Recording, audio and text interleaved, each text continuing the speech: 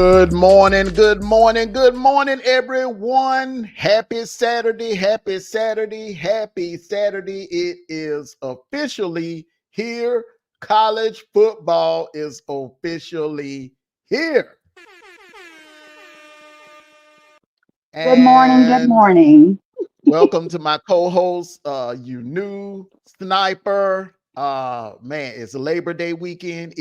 I don't know what about the region of the country that you all are in, but it is a beautiful, gorgeous Saturday here in the ATL area. Not a cloud in the sky. Skies are beautiful, baby blue. That baby blue tint in the sky.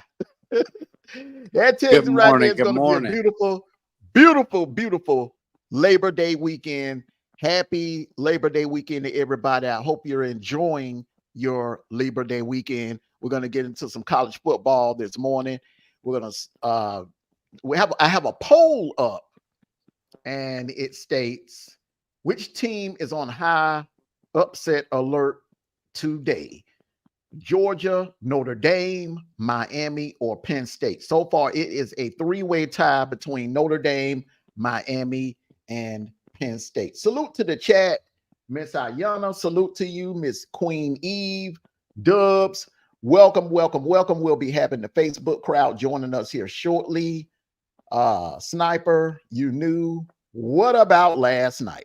What did we learn about Oklahoma? And what do we learn about the frogs? Are the frogs back?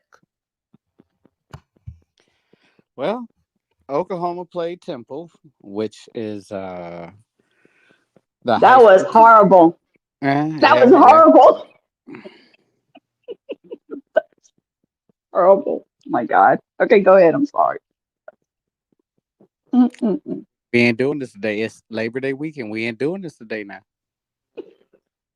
But Temple put up a good fight, but it wasn't. It was a fight where they were thumb wrestling and everybody else was punching. Okay. Um, all the Mm. frogs back. We still got to see. We still got to see. But it was some good games, and it was great to start the Labor Day weekend off with. But hey, Oklahoma, you still got to show me something. You got to show me somebody when you man to man with somebody in your weight class. That's what I'm gonna say about that.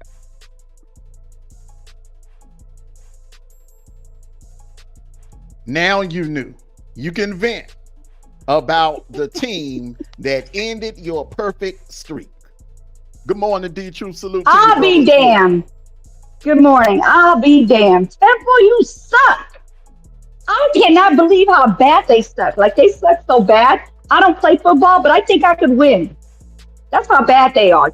I mean, they were horrible last night. I couldn't believe how bad they were. Like I don't think I've ever seen a bad football game like that one since I started looking at football, watching football. I mean, it's like I'm just gonna say it. It is what it is.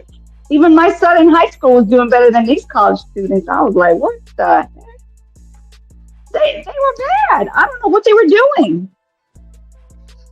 I really don't know what they were doing. Hey, I'm sorry. Yes. Look, yes, my streak is over on both of the teams, as a matter of fact, to be exact. So, hey, it is what it is. It is what it is. Mm-mm-mm. Go ahead and tell You, us you that no, record. you won one. You split last night. You picked TCU. Yeah, and they have Yeah. the score right here. Why Yeah, they got yeah. So 34-27. so you're right now. I think you're like 5-1. You're 5-1. You're tied with me at 5-1. Now here's the Yeah, $1 million 34. question. D Truth. D Truth. I'm Yeah. gonna shoot this question to you. Did you notice a difference about that Sooners defense? Do you see the Brent Venables ingredients starting to work down in Norman? Yeah, but I look at it this way: that wasn't against the SEC team. See what I'm saying? That's not against the SEC team. See what I'm saying? That right there, they did what they're supposed to do. They did what they're supposed to do. Yeah, they So whooped them. That's that what right they there, did. until I see them, who they play next week? Tennessee or somebody? Do I see it against Power 4 team? I want to see what that defense really working with against a Power 4 that's team. what I want. That's what I want to see. I'm not I gonna go want to praise see a that good defense team. because Yep. and that quarterback that Temple had started last night, he never started in a game like that in a big crowd like that, coming from community college. So that's the difference. Yeah, I want to see two good teams. I don't want to see no lame team and a good team. I don't want to do that. And Mm-mm. that Temple defense, it ain't no Power 4 defense either. So hey, I gotta get Oklahoma their credit. They did what they supposed to do. The defense played like they supposed to play, and the offense played like they supposed to play against a team that they supposed to beat. I ain't giving nobody credit. I'm sorry. Horrible. Okay, so it's safe to say that you're saying it's more of Temple. So according to the three of you, the answers that you're giving me, it's more of Temple being terrible than Oklahoma being improved. So you want to see what happens on the 7th against Houston, because that's going to be their first real test. I don't know. I just think that it wasn't Temple per se, because Temple was outclassed. You know what I'm saying? They was just in they were out of the league trying to play Oklahoma at the beginning of the season. I agree. It was big brother beating up on little brother, like Mm-hmm. the 15-year-old beating up on the 5-year-old, just for fun. I still don't think I got to see more before I could give them any credit about their defense or offense, because again, even though the score said, it was times where Oklahoma couldn't move the ball, and Temple was moving the ball on them.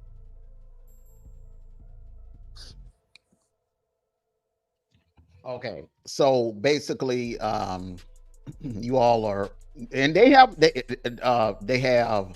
a gauntlet coming up. Houston is no slouch. Okay, Houston is a totally different animal from Temple.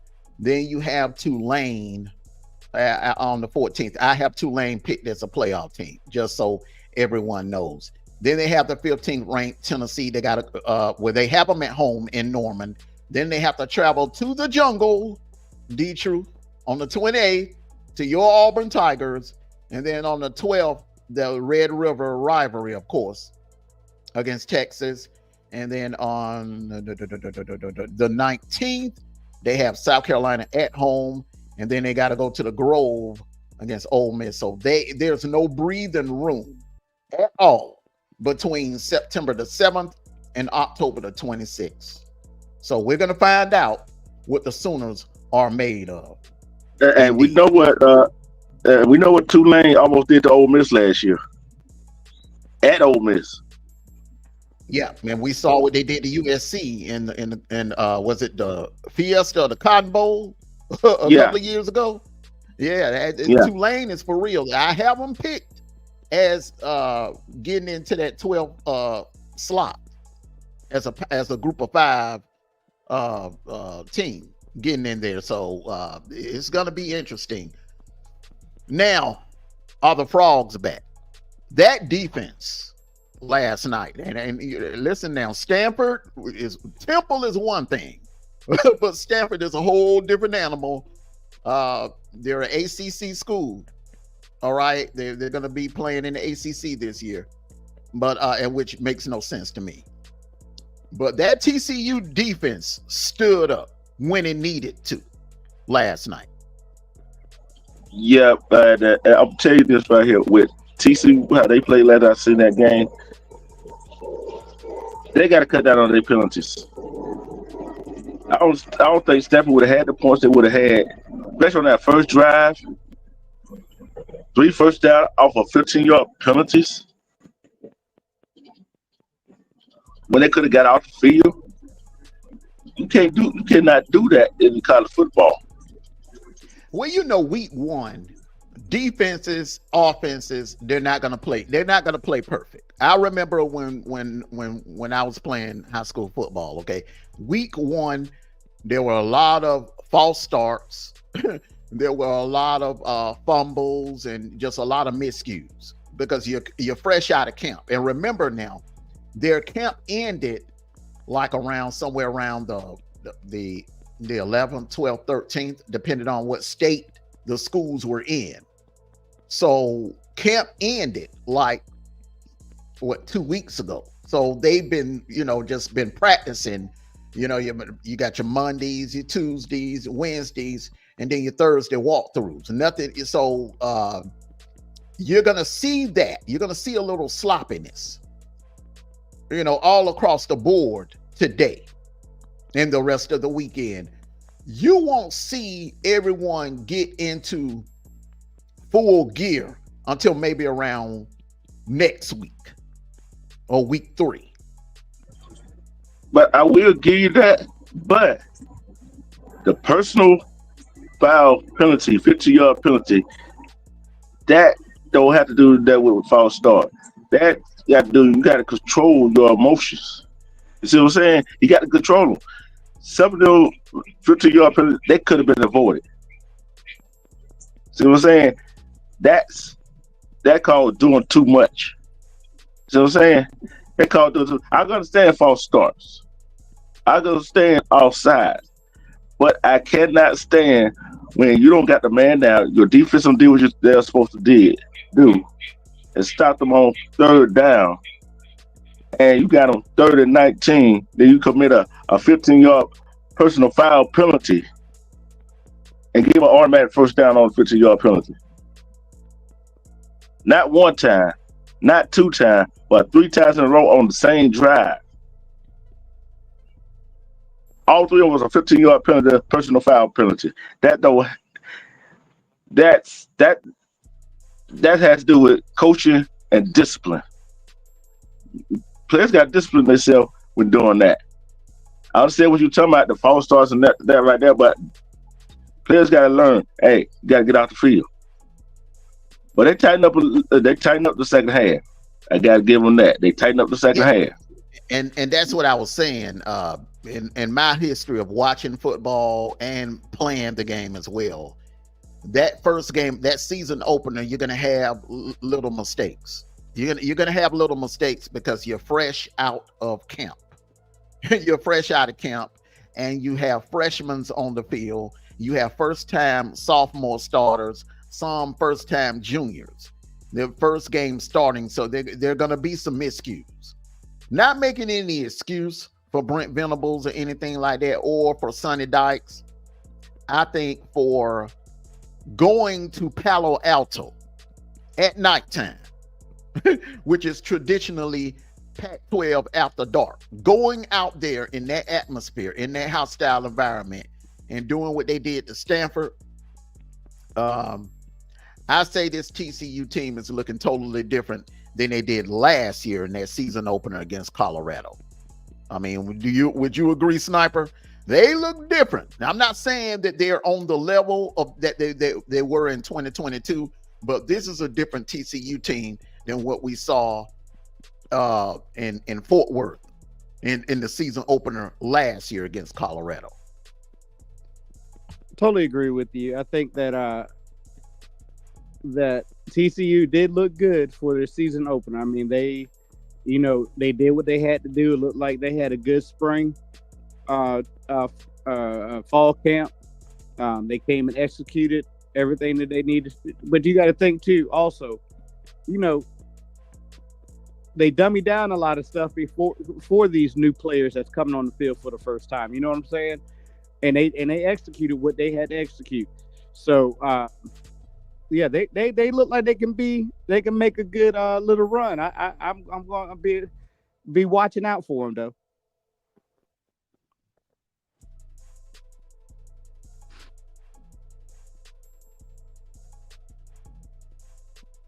You knew what do you think? Do you think TCU Do you think they're Um, going to do something this year?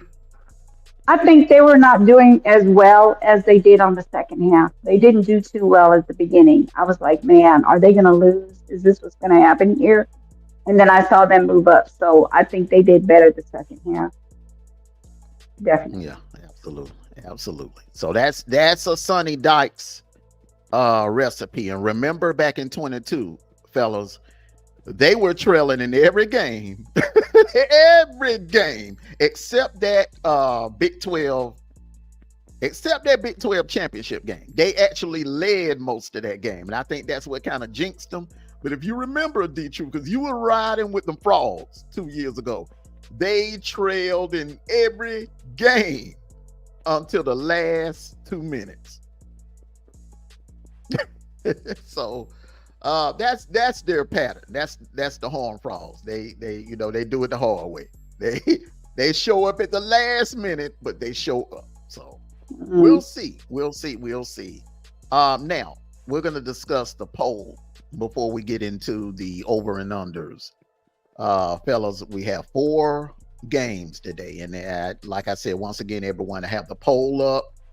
So far, Notre Dame is leading. Notre Dame is going into College Station tonight to play Texas A&M, and Georgia will be in the Mercedes-Benz Stadium in a couple of hours against Clemson. You have Miami traveling down to the Swamp, a very dangerous place to open your season. As a matter of fact, they haven't lost the season opener down there in years. But Miami is traveling down there today, and Penn State is in Morgantown in a couple of hours against West Virginia. I'm going to start with you, Sniper. Out of all 4 of those games, which team? Salute to you, Miss Shirley Kirkland and King Mill. Salute to you, and salute to everyone. Hello. Make sure you hit that like button. Out of all 4 games, which team? And we're speaking of the favorites. Which favorite should be on high upset alert? I'm going to look at this Miami Florida game as the upset alert, because again, you never know what you're going to get with Florida. Florida can come off hot or Florida come off cold, but they're at home. They play well at home. That's going to be the big battle. I think that's going to come down to who has the ball at the end of the game. With the last few seconds of the game, whoever has the ball is going to win that one. But I think that Miami, after coming off a good season last year, but disappointing at the end, I think Miami is on upset alert.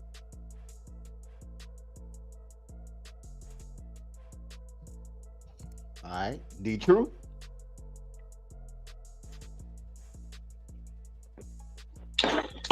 All them games is very intriguing, and I look at them game as, especially that Miami Florida game. You can't say that's a better of the state of Florida going to that ball game, and y'all got Georgia have Clemson. They had kind of like a sort of a rivalry, right? So, boy, that's a hard choice to say which one would be on upset alert.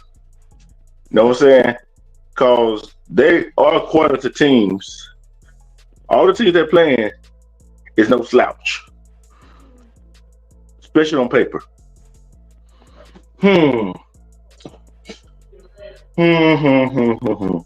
Let me see. Boy. That's a tough one right there. That's a tough one.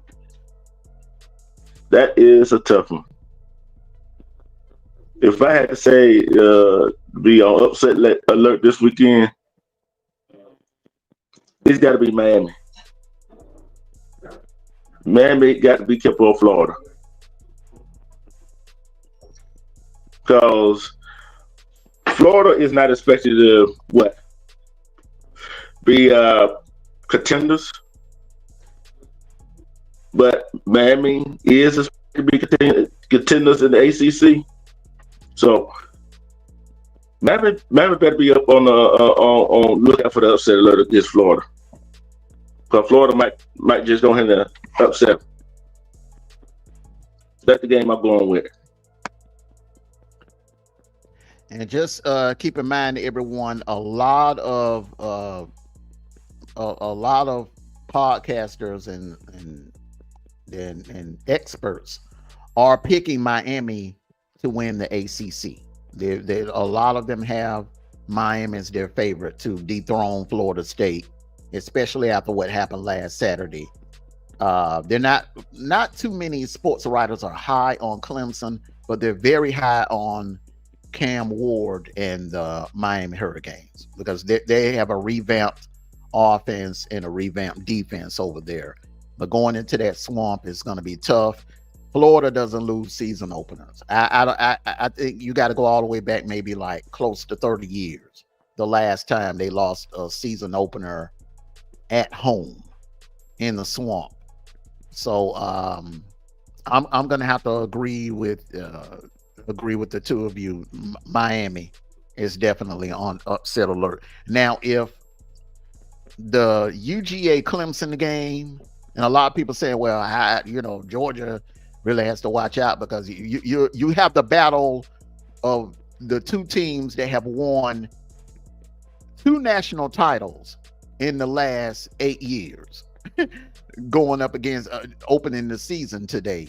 But if this game was in Death Valley, Clemson, South Carolina, then I would definitely have Georgia on high upset alert. But because it's a neutral site, I'm going to have to roll with going in the swamp is going to be tough. Going in the swamp is going to be tough. And I hear a lot of people saying it's not a neutral site for the Georgia Clemson game. Y'all got to remember, Clemson is only 80 miles away. If that. Give or take a few. Their fans going to travel just like Georgia fans going to travel.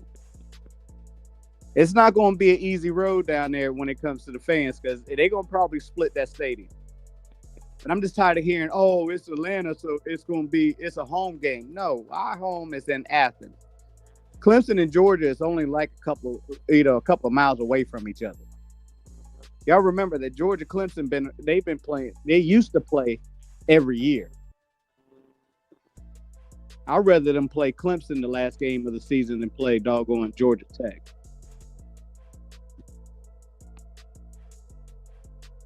And also everyone has to remember geographically, Clemson and Georgia playing in the Mercedes-Benz Stadium is more of a neutral site than UGA and Florida playing in Jacksonville, because Jacksonville is hella closer to Gainesville than Athens is.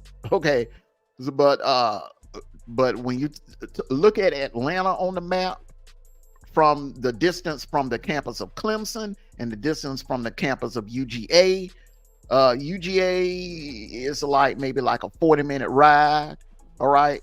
And from Clemson, it's maybe 50 minutes, a little under an hour drive from Clemson down to Atlanta, to the Mercedes-Benz Stadium on North Side Drive. So that is definitely a neutral site for those two schools. But right. they also got to understand, in Atlanta and across Georgia, you got a Georgia Tech fan, Georgia State fan, Georgia Southern fan, Alabama fan, Auburn fan around that area, and in the state of Georgia. So, but I see what some people are saying. Because they in the state of Georgia, it's essentially a home game. I understand that. You see what I'm saying? It's just like if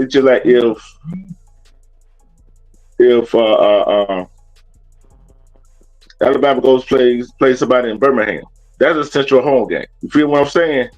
But it's not a home game. It's a neutral site. But I understand what they're talking about that. So otherwise, they try to say they're gonna be more Georgia fans there than Clemson fans. Basically, It'll be half and half. It won't be anything like Oregon 2 years ago. Salute to you, Ren Rock. It won't be anything like Oregon 2.5 years ago. It will be half and half. Salute to you, Drip King. Salute to you, brother. And also remember this to everyone. The city of Atlanta is home to one of UGA's most hated rivals, and that's Georgia Tech. That is Georgia Tech country. All right. Then I was out this morning, on my way Saturday morning, Chick-fil-A, and I saw a couple of cars with War Eagle flags. There is a large population of Auburn fans here in the Atlanta area, especially in the suburbs, the suburb areas of Atlanta. So you have a city that's a melting pot of college football fan bases. But the large majority of them that are here are with Georgia Tech. Atlanta is Georgia Tech country. Okay, let's just get that straight. Then it will probably followed by UGA. Then I would have to say Auburn would come in number 3, because that is why most of the coaches in the last 50 years for Auburn have done well in recruiting the Atlanta area, because Auburn has a huge fan base here. Because you got to remember, the school is located right there. I mean, Lee County, Auburn, Alabama, right there on the border. 2 hours away. 2 hours away. Yeah, well, a little less than 2 hours. It depends on how you drive. I can get down to Auburn less than 2 hours, depending on how you can drive. Yeah, and then a lot of people, they grow up in that area. They grow up in that area. They go to school down there in the Lee County area, and they move to Atlanta. They graduate from high school. They'll go to college up here, and they'll move up here and settle down with their families here in Atlanta, because it's you either got Columbus. You have a choice: Columbus, Georgia, or Atlanta. And Atlanta is I mean, come on, you're gonna choose Atlanta over Columbus, Georgia, all day, every day. Now, I hate no Columbus, Georgia. Shout out to my Columbites. shout out. That used to be one of my stomping grounds coming up. Look, I'm hating on Columbus. They be doing things out there crazy. They think they yeah. But without being said, go ahead, Snipe. Hey, but another thing, I want y'all to second place now. Second place upset. I think Notre Dame need to watch out. They got Texas A&M got the new coach. They and they got something to prove. They do. Texas A&M got something to prove. So Notre Dame need to watch out now. What about you, D-True? The second team that should be on high alert. I'm gonna go ahead and say this right here. I see what's about Notre Dame should be on upset alert. I think with that game, it's the opposite. We already know what the expectation of Texas A&M is. That coach is under pressure. What's the thing about I don't know. New coaches, there's a honeymoon phase. Yeah. All right. Including Kellen DeBoer. New coaches, and look, Nick Saban, the GOAT. He is the absolute GOAT, all right, of all time. And the man went, 7-6 his first year? Barely became bowl eligible. All right. So, and Kirby, what was Kirby like? 8-5 his first season? What was Dabo? Dabo was 8-5 his first season. Even some of the greats from back in the days. Jimmy Johnson was 8-5 his first season down in Miami. Lou Holtz was 7-6 his first season. No one is expecting. No fan base should be gullible enough to expect a coach to just walk in on day one and turn it around just like that. I don't think the pressure's on Elko. I think the pressure's on Freeman. This year, in my opinion, and you're talking about PJ Fleck yesterday. Mute up for a little bit, D-True. You're talking about PJ Fleck. Could be Iron Columbus, Ohio. Sniper, if the Buckeyes come up short. I think Freeman, because remember, Freeman is an Ohio State alumni. Okay. Mm-hmm. If this is going to be like an audition year for him, okay, if Columbus is not the destination, the other destination could be LA and USC, because if Lincoln Riley doesn't get it done, I see one or two things happening. Either he's going to get offered a position in the NFL, because I really do believe he's more fit for the NFL than he is for college. Lincoln Riley. Okay. He's an alpha talent, but I don't think he's a good developer. I think he's more of a fit for the NFL than college. That spot opens up, and I can see Freeman heading that way.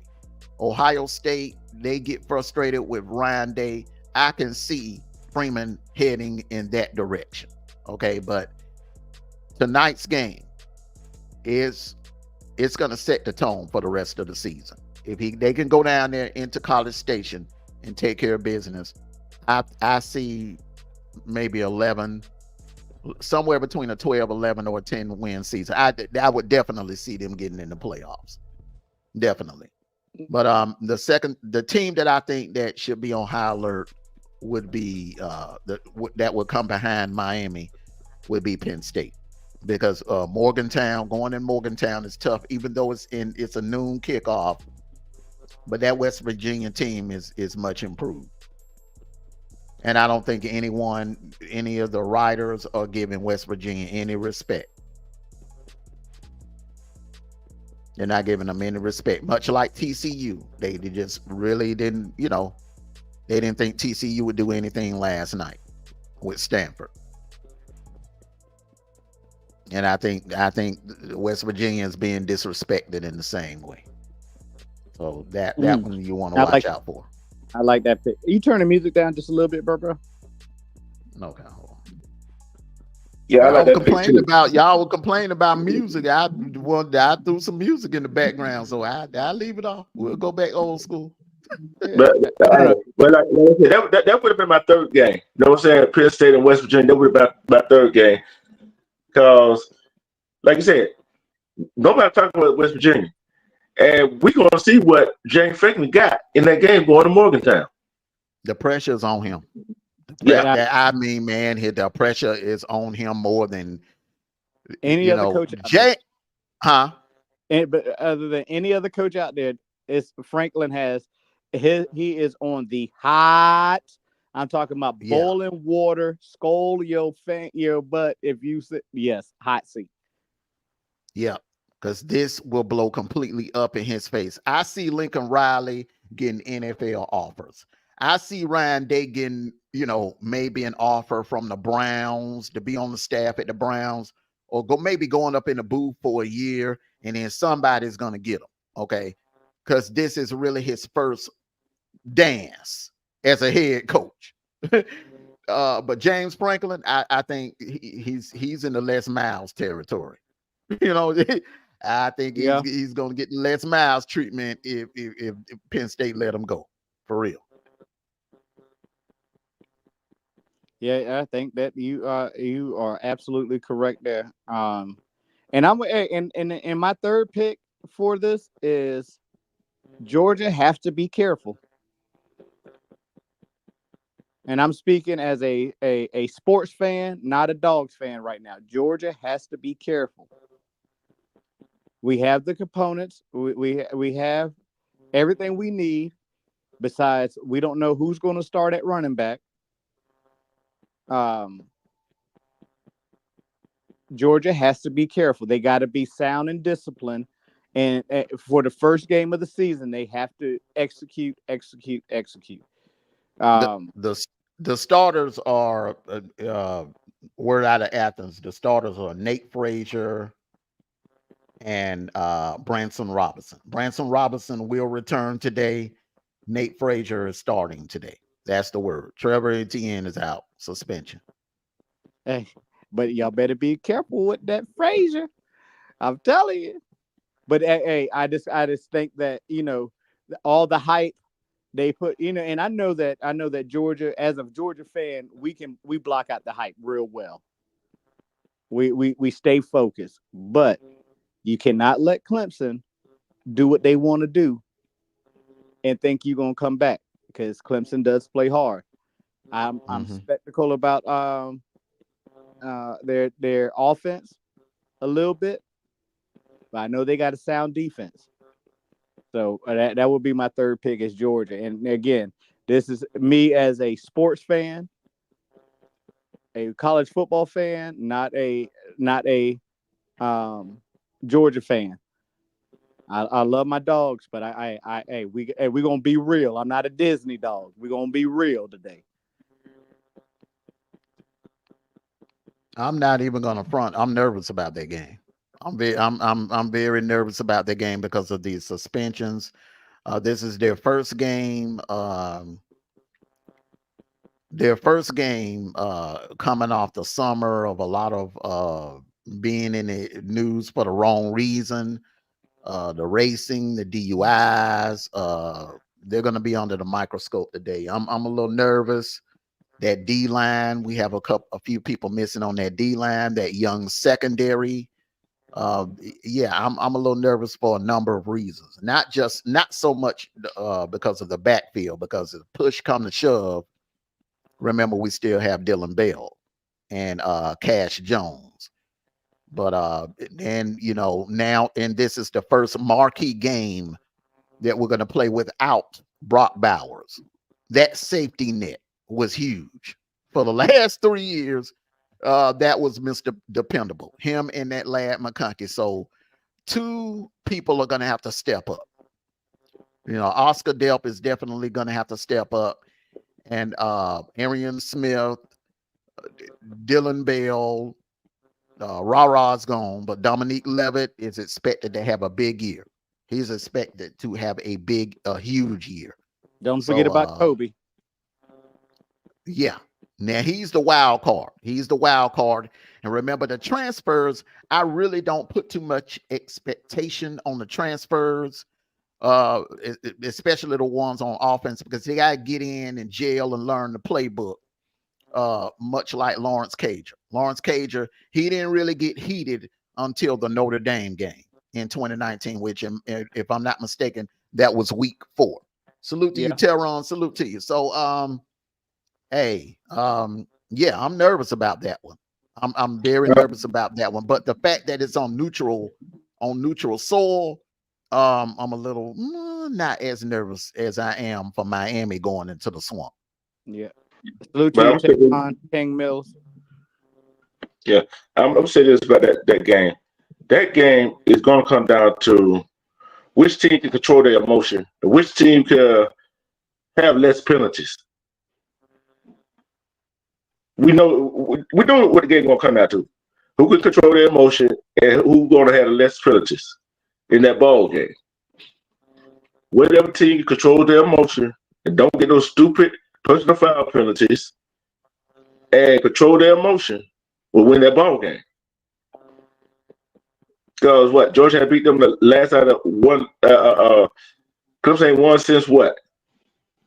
Big George, what, one game out of the last 6 or 7 games?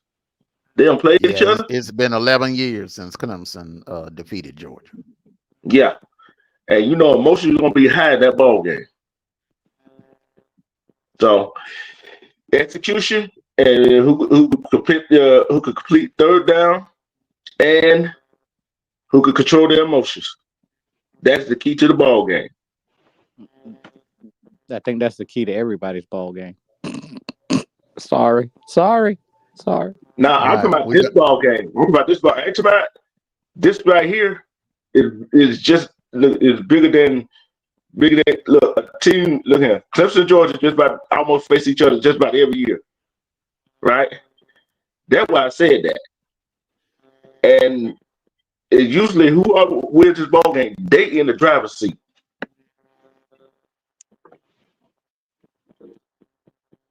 Okay. Teron, once we do the over and under, I'll drop the link when we get to the picks. I'll drop the link when we get to the picks and let you come up, brother. Welcome to the broadcast. Keon 29, welcome to the broadcast. Bacardi Obama, welcome to the broadcast. Hello, All right, hello. so we're gonna go into the over and under. Gonna turn the MC duties over to Miss You New, and is the over and under 20 teams. Over and under. Some of them are gonna be tough, but hey, over and under, and why? Explain why. So, Miss You New, I'll let you take over. Okay. Ohio State, 11 wins in 2024. Over or under? Armando. Over. I'm sticking to my guns. Over. I have Ohio State going undefeated in the regular season. In the regular season, they will go 12-0. And why? They have the best team on paper. And Sniper, you've already co-signed with that on me. So why you've already co-signed with that? We're talking about the regular season. The regular season. You ain't got to sing to me, brother. The regular season, they will run the table. In the regular season, 12-0. I don't think it's any team on their schedule that's built to stop Ohio State. There is only one team in the nation that is built to stop Ohio State. And unfortunately, that team, they will not see that team in those 12 games or in Indy. So give them 13-0. I call that right now. So I'm sticking to my guns. I'm very consistent. Over. Because the team, their kryptonite is not on their schedule. All right, Sniper. Over and under, and why? I'm going to give them, because I already co-signed with them. Regular season. They're going to go, they have 11 wins. Over 11 wins, sorry. I think that there are going to be some games that they're going to have to really push the limit. And I'm talking about teams that kind of had their number. And again, they had to pay that feisty, that team, feisty Penn State, that I believe that's going to have a little bit of turnaround to save their coach's job. But there is going to be, every game this year is going to be pushed to the limit. So I'm gonna say over. Okay. Be true. Over and under. Over or under. I'm going to say Ohio State, they're going to have 11 wins, maybe 12 wins. Because I see some games on here that could trip them up, especially with a big game the next week. And Ohio State had lost some games that they should have won. But like I said, they're going to have 11 to 12 wins. I don't think Ohio State going undefeated. So they're going to have 11 to 12 wins. Ohio State will. And it's going to be, can they win the Big Ten? That is going to be the question. Or they're going to get tripped up. So that's why I think Ohio State going to just have 11 to 12 wins. That's it. They're not going undefeated.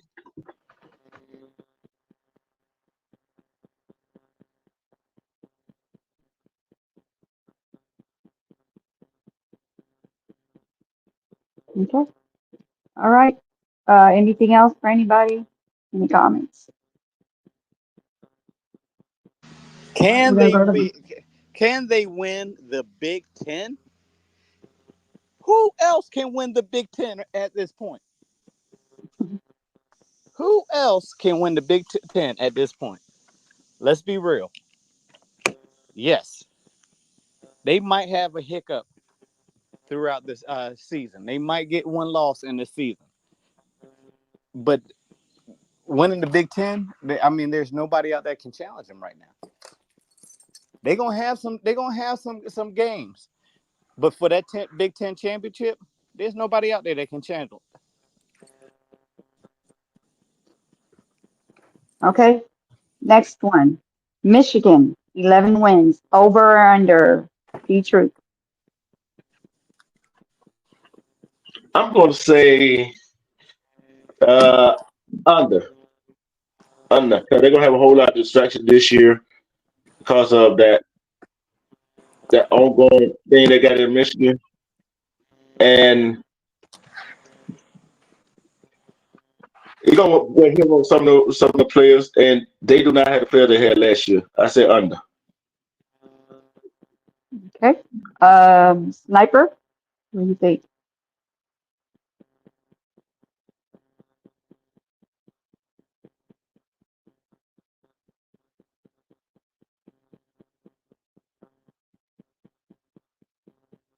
Okay. Armando, what do you think? Oh, I was on mute. I'm sorry. I was talking on mute. Oh, My okay. bad. It's okay. Go ahead. I don't think that Michigan is going to be a problem this year. New coach, new players, investigation, and all this stuff that's going on. I don't think that Michigan is going to be the Michigan of last year. So it's going to be an under. I'm giving them 9 wins.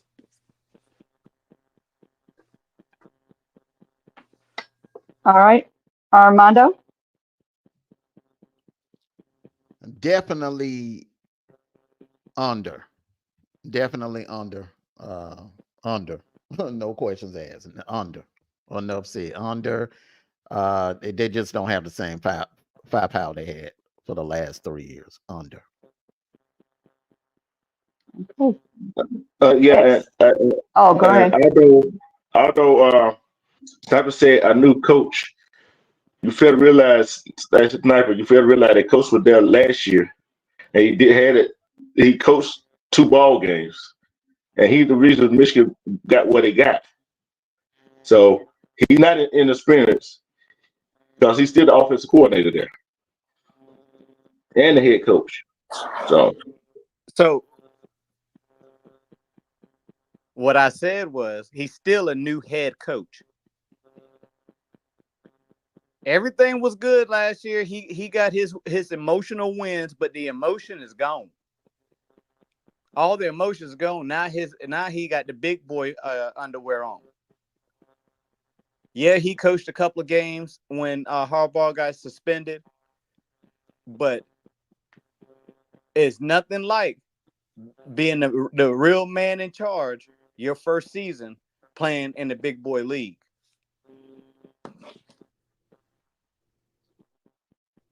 Okay. But you act like he hasn't. Look, anytime a head coach, okay, you coach 2 games, 3 games, and get the head coach's job, he's still there. He still got some of the players that were from last year still there. And guess what? He's gonna be. He's the reason Michigan was what he was at last year. If it wasn't for him, anybody else coaching them ball games, the way he coached them as a head coach, and the decisions he had to make head coaching decisions during the ball game. It ain't like a high school coach coming in as a head coach of Michigan. Ain't never been there like a deer in the headlight. He been there. So I understand what you're saying, but at the same time, he been there. He coached some games. He coached some big games. He had to make decisions, and that's all coaches do. That's all head coaches do: make split-second decision. And he do not have the players like he had last year. That's the only reason I said under that amount of wins this year. Okay, both of y'all agree on under. Let's move on to the next question now. 'Cause my team kick off at 12. I'm trying to we gotta do this. We gotta be on point today now. My team kick off at 12. Let's go. All right. That's my Next team one. kick off as well. All right. Oregon, 11 wins. Over or under?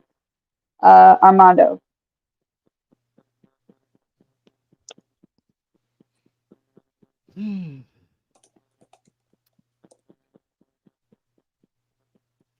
Right at 11. Right on point at 11. They'll lose they'll lose twice to Ohio State in the regular season and in Indy. So right at 11 wins in the Okay. regular Uh, season. But they'll make some noise in the playoffs, though. all right, Sniper. I'm going to go with 11 wins. They got one of the easiest schedules out there. If their quarterback is what they say he is, he could get 11 wins in. I'm going over. You know Over. they're ranked with the 4th toughest schedule in the nation. That's what they say. Okay, all right. I'm just letting you know. All right. D-True. I'm going with. I'm saying it probably be at 11 or 12 wins. Only reason I say that Oregon. Let's see what the Oregon defense going to be like in the Big Ten. That's what I'm waiting to see. That's what I'm waiting to see. So that's why I got them at 11 or 12 wins. And one of them, don't be surprised, one of them might be against Ohio State.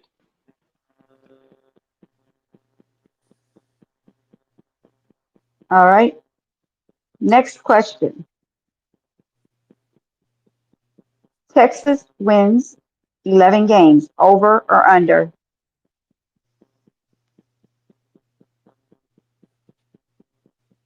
D-True. I'm gonna give them. I'm gonna go under because coming in a new conference, whatever or however you played in the Big 12, it's not gonna be how you go be able to play in the SEC. So I'm giving under 11 wins this year. Okay. Sniper. I think that they're going to struggle this year. They got a really good quarterback. They don't have the running back. I think it's going to be under. I think their losses to they're going to lose to Texas A&M. I think they got it, and I mean they got a hard slate starting off in Colorado State. So and then they go to Michigan. So I think that it's going to be. I'm going to go under. Okay. All right, Armando.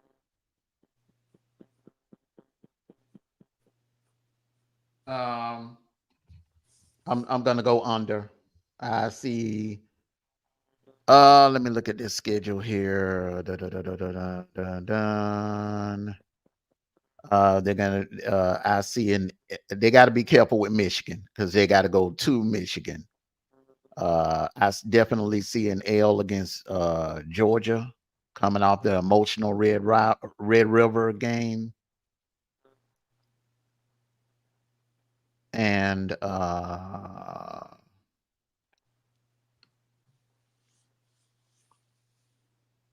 they have to be careful with Florida as well. Mm-hmm. But Oklahoma and Georgia, I think those are the two that I could see them dropping. Plus your Michigan. Yeah, with a possible Michigan. Mm-hmm. All right. What's your answer? Under. I said under. Okay. Yeah. All right. Anything else? Anybody else has anything to say? Next. Georgia Tech, 9 wins. Over or under, Armando? Just under.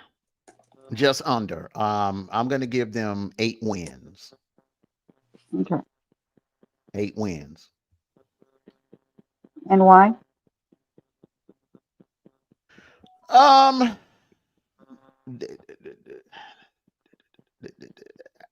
think they're an improved team. They're much improved. I think they'll be even much better next year. They finally have a good coach. I think this guy's going to be.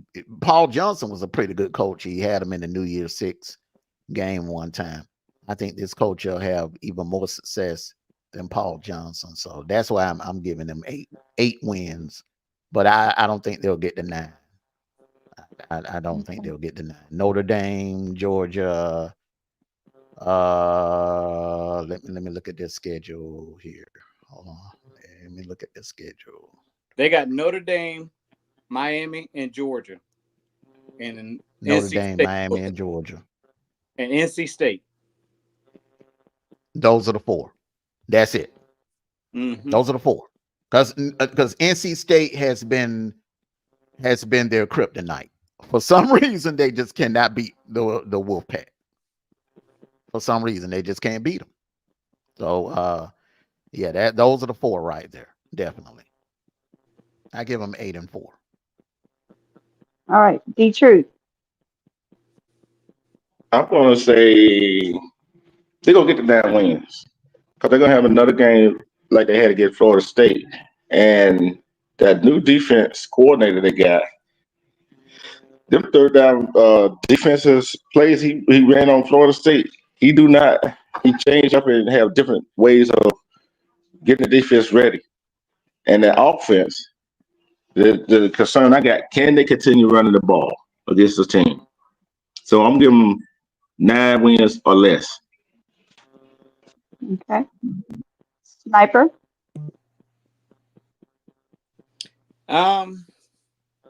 This is a tricky one. Again, NC State, Georgia, they still got to play North Carolina and Duke. They got to do Louisville, which those teams, and don't forget about Virginia Tech. I'm gonna say under. I think that they came off a high being in Ireland, not Ireland. Y'all know where they was at last week. Yeah, in Ireland. It was in Dublin, Ireland. That's right. Hey, they are not going to. The emotion high is going to come down, and we'll see about that when they play. They get down to the meat and potatoes of their of their schedule, starting with Syracuse, and that's going to tell the story right there. Okay. Next, we have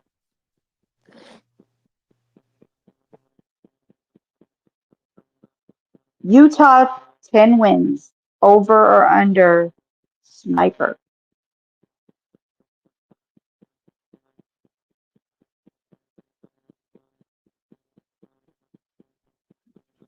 You on mute again, Sniper. Yeah, sure is. Thank you. Somebody has a tapping noise. I put it in.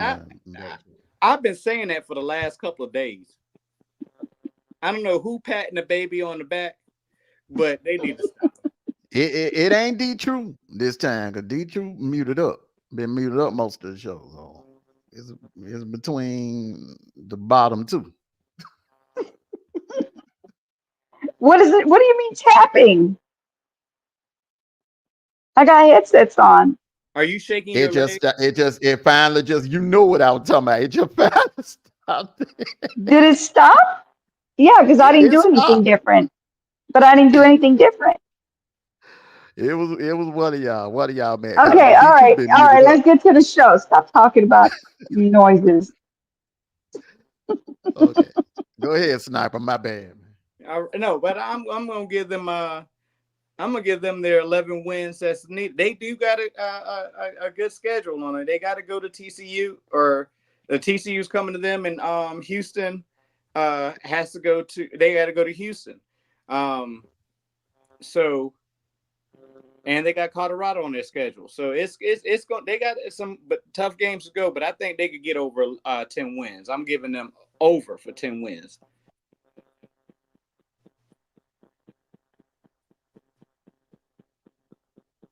Okay, D-Truth. I'm gonna give them over 10 wins because they is in the Big 12, and like I said, I got them picked. I think I picked them to win the Big 12 over Oklahoma State. And and this is what I want to see, that defense. And they got a defense. So that's why I'm giving them over 10 wins. Possibly going undefeated in the Big 12. So that defense, they got a defense. So that's it. All right, Armando. That Big 12 conference is a little bit more loaded than I thought. So I'm gonna have to say right at 10 or maybe under. I'll say right at 10. Right at 10. Do we got time for a little bit of pushback? Go ahead. What defense is you talking about, D-True? They play Southern Utah. That does not, you can't say nothing about a defense when you playing Southern Utah, a team nobody ever heard. Their defense it has their defense has not been tested yet. And they're not going to be tested until they see possibly Utah State or Oklahoma State. But we don't know. They ain't got no defense, bro. They ain't got no defense. Well, they got a whole bunch of starters returning from that defense from last year. So that's why I say Utah got a defense. Some of the teams in Big 12 do not have no defense. We see that. How many? They got more. Put away. They got more of a defense than some of the teams in the Big 12. I tell you that, Bruh. It ain't gonna be no fly field on them. Watch what I tell you. Oregon State 21-7. Oregon 35-6. Washington 35-8. 35-28. Arizona 42-18. Where is the defense? Who cares who's coming back? It doesn't matter. They in the Big 12 now. And when the last time you seen a Big 12 team actually have a defense? That's what I. Hold on. That's the question. When the last time you see a Big 12 team have a defense? When the last time you seen anybody from last year in Pac-12 play defense? But we talking about the Big 12. We talking about this year. They got more of a defense than the Big 12. All them teams in the Big 12. And we seen that in that Colorado game. Yeah, Washington. Washington. Who they played last year? Hey, that right there, Washington and Oregon. Hey, that's a different breed of animal. There's a hell of a quarterback, a hell of coaches. Agree to disagree. Moving on. All right, Armando.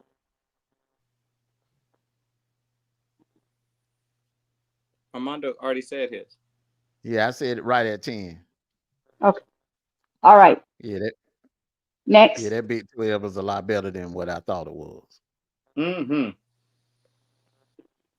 All right. Mizzou wins 9 games, over or under. D-True. I'm gonna give them just a little tad over. And because, like I said, like the SEC is, because any given Saturday, no matter who you playing, it could be an upset. So I'm giving just a little, one game over 9 wins. All right, Sniper. I'm giving Mizzou over 10 wins. I'm giving Mizzou that one of those teams that's going to be stuck around by in that top 6 to 12 to make it into the playoffs. They have a lot of returners. They have the offense to go with it.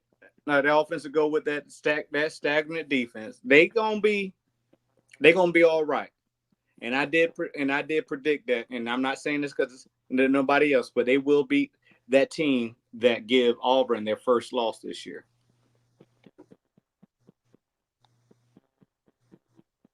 All right, Armando.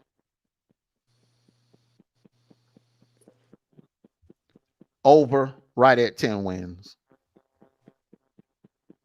I think they'll be right at 10 wins.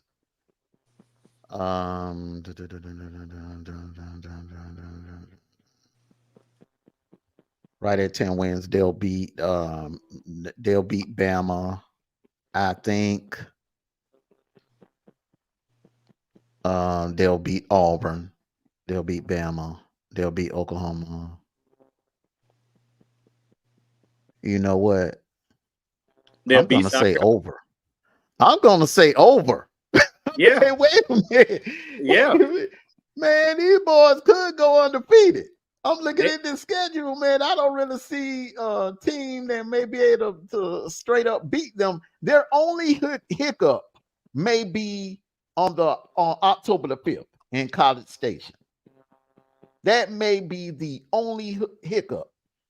But I can see them winning the rest of those games, though. They are a matchup nightmare for Bama. And a lot of people saying, oh, they ain't going to beat Bama. They are a matchup nightmare for Bama. Bama secondary is going to be nowhere near what we've seen it for the last 15 years. And Missouri has one of the best receiving cores in the conference.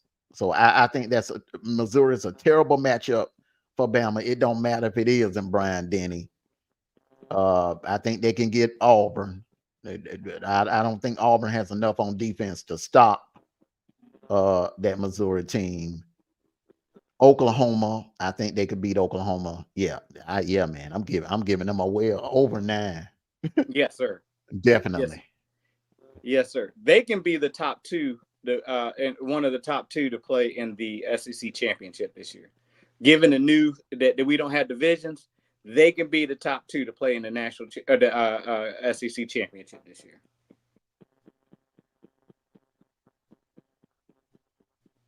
Okay. Next, we have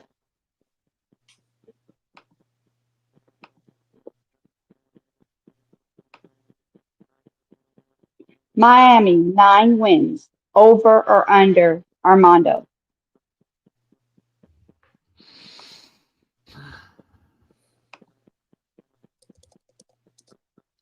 Under. I just don't trust Cristobal. He's if you're gonna make a comparison to anybody that's for Cristobal, it would be Mark Richt. He loses games that he has no business losing. Let's refer back to the Georgia Tech last year. He had no business losing that game last year. So I just don't trust Cristobal. It's just something about him when the bright lights on, he folds like a tent. Under, right at 8 though. Okay. Sniper? I think Miami. I think that I think they can go over. You're thinking of, as you look at their schedule, Florida A&M, Ball State, the toughest team they got to play this year, and we don't know anything about it, is going to be that Florida. The toughest game they got Florida and Florida State, and maybe Georgia Tech at the end of the year. But other than that, they got winnable games. Yes, play calling is going to be the key, but they execute. They got one. I'm gonna say over 9 games. All right, be true. I'm gonna say 9 and under, Because Armando was like, I just have to trust Cristobal. That's in some games I picked them to win last year, they should have won. And poor coaching decision lost in the ball game. And they play who they got tonight? Who Miami got tonight?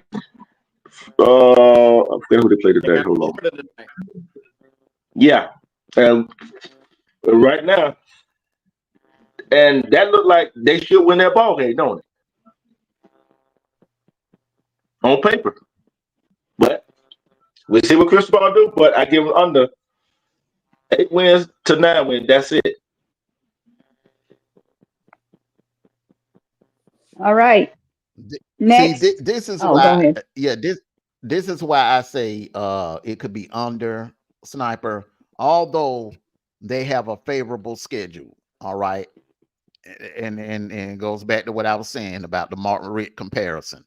How many times has UGA come into a season we looked at their schedule? Oh, this is manageable. They should be able to compete for the BCS, but they'll mess around and lose to somebody he ain't got no business losing to. So let's look at it now. Florida, I don't see them getting up out of Gainesville with a W. So that's going to be an L right there. Mm-hmm. They got to go to Berkeley on October the 5th. Okay. You even said yourself, Virginia Tech, they're on the come up. They are on the come up. That guy's up there. He's recruiting his butt off up there. Louisville, they got to go into KFC Stadium and play Louisville. You don't know what they're going to walk in over there. Louisville, they're like Heckle and Jive. They can be like, they can play like the 01 Hurricanes one Saturday, and then the next Saturday they can play like the 2012 Auburn Tigers. You know what I'm saying? You don't know what you get. The 26th of October, they got to go. They hosting Florida State, which is a rivalry game. Anything can happen in that. You're right. Then they have a much improved Georgia Tech. They got to come to Atlanta and play them in November. All right, and that's going to be a sellout. Bobby Dodd Stadium is going to be rocking that day, and then they got to go to the Carrier Dome and play Syracuse, and it's tough. We've seen that the undefeated Clemson go in there and get upset. So I see them dropping some games that they shouldn't have. They didn't have no business dropping. I see what you're saying.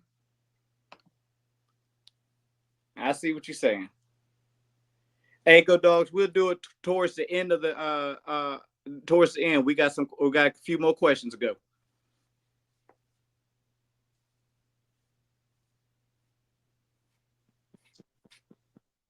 All right. Penn State wins 10. I'm sorry, 10 wins. Over or under? Over and under who? The truth. I said under. They'd be lucky to get to 8 or 9 wins. I don't think Jerry Franklin is going to be there any longer. Because he's going to make some coaching mistake in the ball game because he feel the pressure of winning. I don't see Penn State get over 9 wins.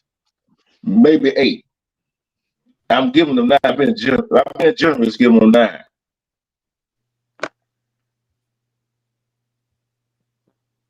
All right, Armando?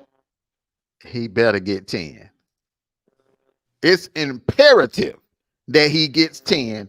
And I'm going to tell you why, Sniper. Because I know you're coming right behind me for a pushback. It's imperative that he gets 10 because I don't see no Big Ten team getting in the playoffs with 9 wins. It's imperative. He has no choice. I don't see him. I don't see 11. I damn sure don't see 12. But it is imperative that he gets 10 wins. Salute to you, Ms. Media. He gone if he don't get 10. Hello. I'm sorry. Okay, Sniper? I don't like the disrespect in this group right now. I was going to agree with you. I just don't like the disrespect. as much as I want to see this brother keep his job, he's not going to at the end of this year. He's going to be under 10 wins. He has a gauntlet. He's invited UCLA. He's invited, he's invited Maryland. And you can't sleep on these teams. You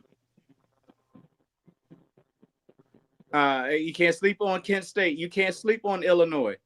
And you definitely can't sleep on USC. So I see under 10 wins all the way around. And again, there's gonna be a job opening down there, and he go back to Vanderbilt or something. I don't know.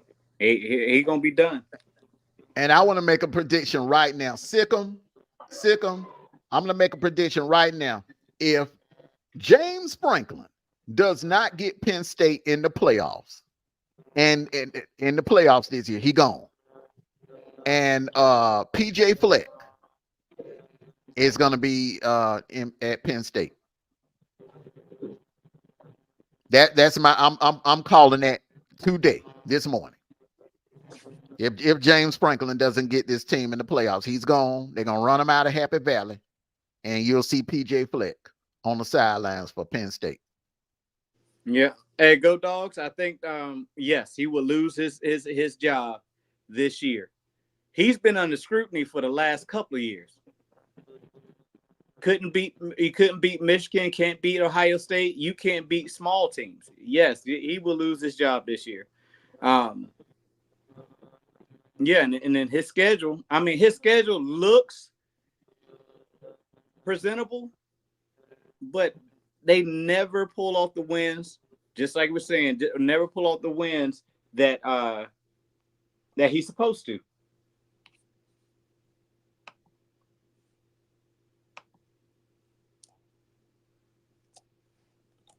And put it away. Jay Franklin just like Chris Ball down in Miami. Lose the game they supposed to win. And like I said, they are in the hot seat. You got to win. And like I said, after that, I'm being gracious to give them 9 wins this year. Well, you got him getting fired. I'm just telling you, man, ain't no Big Ten team getting in the playoffs with 9 wins. I think one SEC school can sneak in with the 9 wins. And the only reason why I'm calling it that it could be Auburn that could sneak in with 9 wins is because they will win that finale. They going into Brian Denny and knocking Bama off for that last playoff spot would put them over the top in that 11th spot over a 9-win Big Ten team.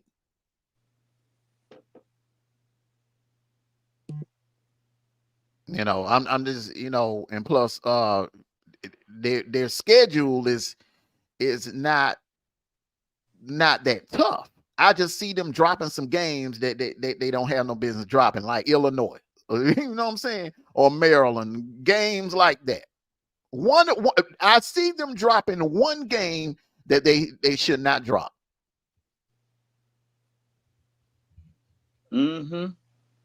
So Ron saying the SEC could put 5 teams, man, they'll riot. If they'll riot, bro. They'll go to the headquarters and riot. But That ain't happening right now. But you got to think there's only 6 spots after the top 4. After the top 5. Yep. There's after the top 5. There's only 6 spots. Mm-hmm. So I mean, it could be doable if but you got to think now. There's no divisions in the SEC now. It's everybody for themselves. Yeah, and I can definitely see 2 big. I'm telling you, man, I can see 2 teams out of the Big 12 making it into the playoffs. Because let's just think, if they had this format 2 years ago, Sniper, Kansas State, is it safe to say that Kansas State and TCU would have both made it into a 12-team playoff 2 years ago? Yeah, 2 years ago. Yeah. Okay. Thank you. Yeah. Thank you. If they had it last year, it would have been a different situation. Yeah, that Big 12 is strong, bro, and they're coming back. People kind of like wrote them off when Oklahoma and Texas left, but I'm telling you, man, it's firepower and some great programs in that Big 12, man. And don't sleep on BYU. Don't sleep on BYU. Don't sleep on them now. They put grown men out there on the field. Them dudes been crusading until they're like 26, 27 years old, and then they play football. Come on now. Yeah. Hey, listen. And look, and BYU, they don't drink, so they body is naturally big. Yeah, no. Mm-hmm. Yeah. So I mean, don't be surprised now if you got one Big Ten and one team out the Big Ten. Don't be surprised. This could be a down year for the Big Ten because there's so many changes that's occurring. And then let's just say if Oregon drops some games that they shouldn't drop because they're playing in a new conference in a conference that's known for physicality and playing defense. Yeah. So you knew? Yeah. Oh, okay, yeah. I'm about to say, man, to get that Geritol, wake you. Don't play with me. Do not play with me. I'm sorry, man. All right. Alabama 10 wins, over or under. You don't stop playing with me. Hey, make sure there's not a tree in between her. No, you need to look in your private chat instead of worrying about what I'm doing over here. Stop playing with me. Okay. I'm definitely gonna say under. It's not happening this year.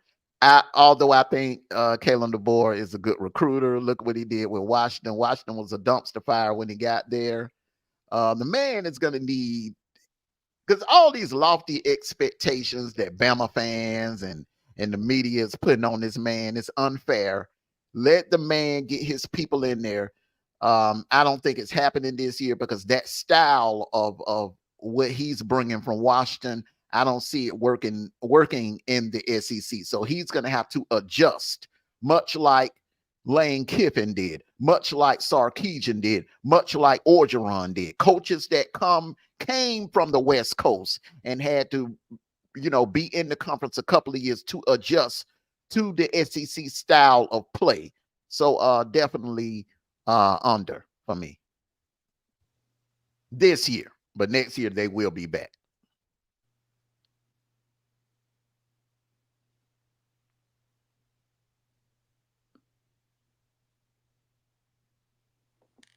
Okay, while she's trying to navigate around trees, I'm going to go ahead and take it the next step. Alabama fans, this is not your year. I don't care if you beat WKU, West Kentucky, and South Florida, but when you get to Wisconsin, then you gotta play Georgia, and hell, then you gotta play Vanderbilt. You are not going to get over 10 wins this year. You will not slide into the playoffs. You will have a disappointing year. You're going to cry all year long. Well, y'all cry every year, but y'all going to cry. You're nobody's afraid of you now. Under 10 wins.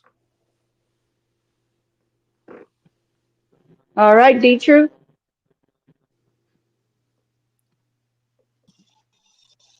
I would say under 10 win. New head coach, whole lot of transfer, a whole lot of people lost a lot of recruits, lost a lot of players to transfer portal. I say under. They'll be lucky if they get the 8. And boys, everybody been scared of Alabama when Nick Saban was there. Everybody was scared of Nick Saban while he was there. Because they still wasn't who Alabama they used to be. So nobody actually was scared of them. So bottom line to us, like I said, new coach, lost a whole lot of recruits, and lost a whole lot of players to the transfer portal. Under. They'd be lucky to get the 8. And one more other element you want to add to the situation is, even though Nick Saban is gone, he's left that school and that team a target. Everyone still hates Bama. Everyone still has a bad taste in their mouth about Bama because Nick Saban cost a lot of coaches, a lot of programs a chance at a national title. So they're going to be gunning for Bama as if, they're going to take out their frustrations on Bama, Nick Saban-less Bama team. So they're going to get everybody's best every Saturday just because of that uniform. Kind of like what the Cowboys go through every time they step on the field in the NFL. It just years of frustration and resentment from years ago back in the Tom Landry days where they were breaking other sports fans' hearts. Roger Staubach, Drew Pearson, and Tony Dorsett. I'm just looking at their schedule, and hey, Teran the Black, and listen, man. Hey, your co-host had to cuss me out that on this time, bro, because I'm just looking at their schedule. Once they get past, I mean, you got to go to Wisconsin, and they are no pushover. You got to go. Then you invite Georgia to your house. You already know they got a bad taste in their mouth about how their season ended last year. And then towards the city, Tennessee, Missouri, LSU, Oklahoma, and then Auburn. Come on, bro. Hey, your co-host is going to be cussing all year long. That's all I'm going to say. Yeah. And I guarantee you, he probably cussed last year. They say we're going to retire. And we said we retire, what Alabama going to do? So, and this has a coach in the SEC. So, we won't find out what they're working with. All right. Oklahoma State, 9 wins. Over or under, Armando?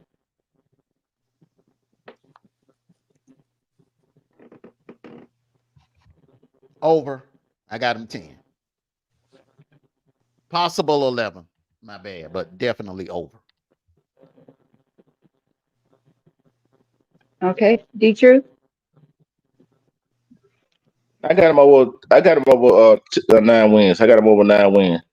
And it's going to be tough. The question is, can he seal the deal at Oklahoma State? Okay. Sniper? This is a little bit difficult for me to pick 9 wins for Oklahoma. They have just because the teams are not ranked, they do have a schedule at hand. Arkansas is their second game, and Arkansas is that team that you really don't want to mess with on a good day. You have to play Utah, Kansas State.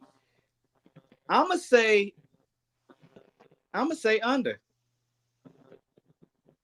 They got some teams that they got.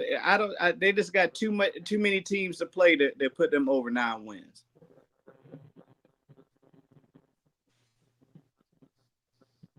Okay. Anything else? The reason why I say over 9 because remember, and I've said this repeatedly throughout the off season, they remind me a lot of our 2017 Dogs team. Sniper. They coming in with a loaded retention rate, and they're coming in with a lot of seniors and juniors on the squad, a lot of experience, and that is a huge advantage to any team that's competing for a playoff spot this year. When you have the leadership in the locker room that carries a team a long way. And they play defense. You want to talk about defense? You want to talk about one of the few teams in the Big 12 that play defense? That's Oklahoma State. Yes, sir. I understand that. I'm just looking at their schedule though, and their schedule. I mean, like you said, don't forget about BYU. Don't forget about Kansas State. Don't forget about TCU. I mean, they got a schedule at hand, and I understand they got seniors. They got a good retention plan, but that schedule is looking kind of tough.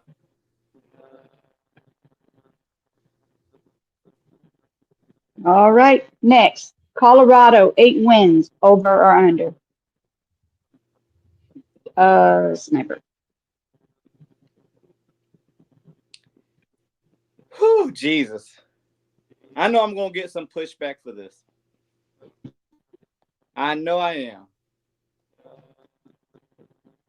Colorado's not is going to get 8 wins, so I'm gonna say under. I just don't see it. I just don't see it. If and look, they won. I give you that they won. But if the refs were calling fouls when they're supposed to, they would not have won that game yesterday. They was looking kind of iffy. Now, Shamor was doing his thing.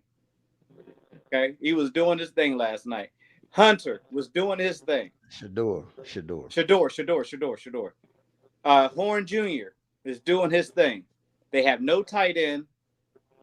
They have no defense.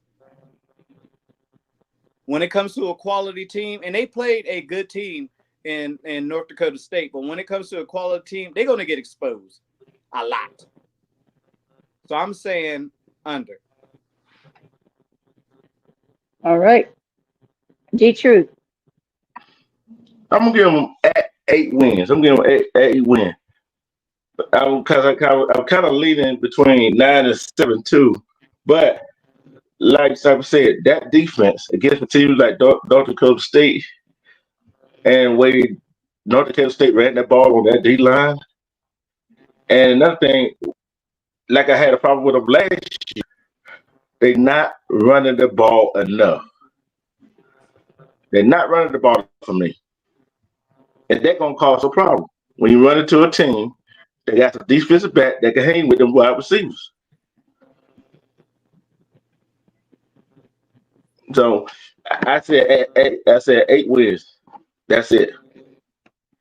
Okay. Armando. Under. I got them. They'll be lucky to get the 7 wins. The secondary is outstanding. The offense is a nightmare for opposing defenses. But that linebacker core, the D line is pretty solid, and I think they will improve as the season goes along. But the linebackers are garbage.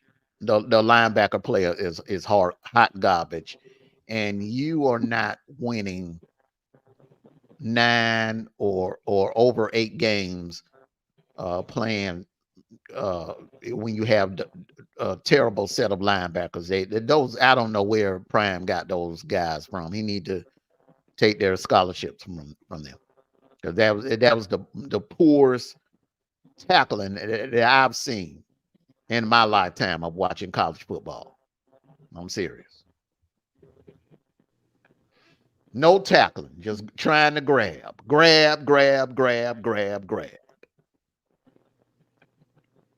I'm gonna say, and I'm gonna push it a little bit. I'm gonna push it a little bit more for you. That offensive line needs to get better throughout the year. They have to get better throughout the year. You're playing a Division II school that was making Sanders, because I can't say his first name too much, but in making Sanders, he had to scramble a lot. He had to scramble a lot to keep the play going. He was hit more times throwing the ball than had a clean pocket. I think that they got a lot to improve. And again, beginning of the season, but you played a Division II school and damn near lost.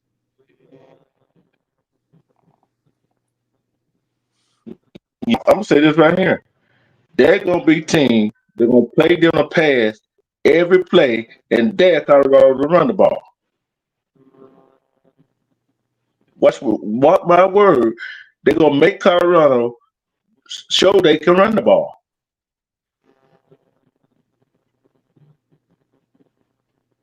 They're gonna take away them three receivers, and like you said, that defense line, the offense line, Shador was the most sacked quarterback in FBS last year, and where it's going right now, he might surpass how many times he got sacked from last year. It don't fit the offensive line.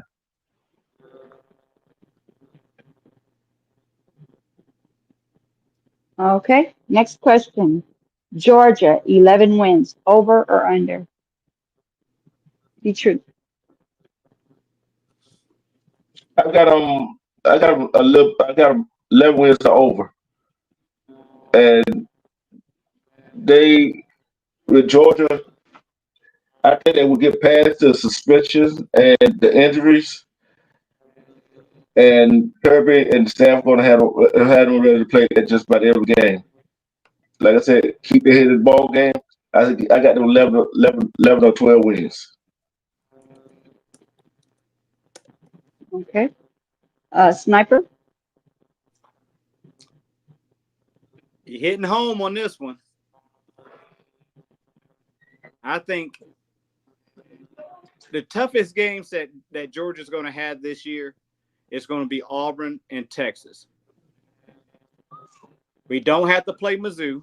Auburn, Texas, and Ole Miss. I think, and I think, and y'all can hate me if you want, and I'm not doing it as a fan. I'm doing it as a sports fan. Georgia goes undefeated this year. Over.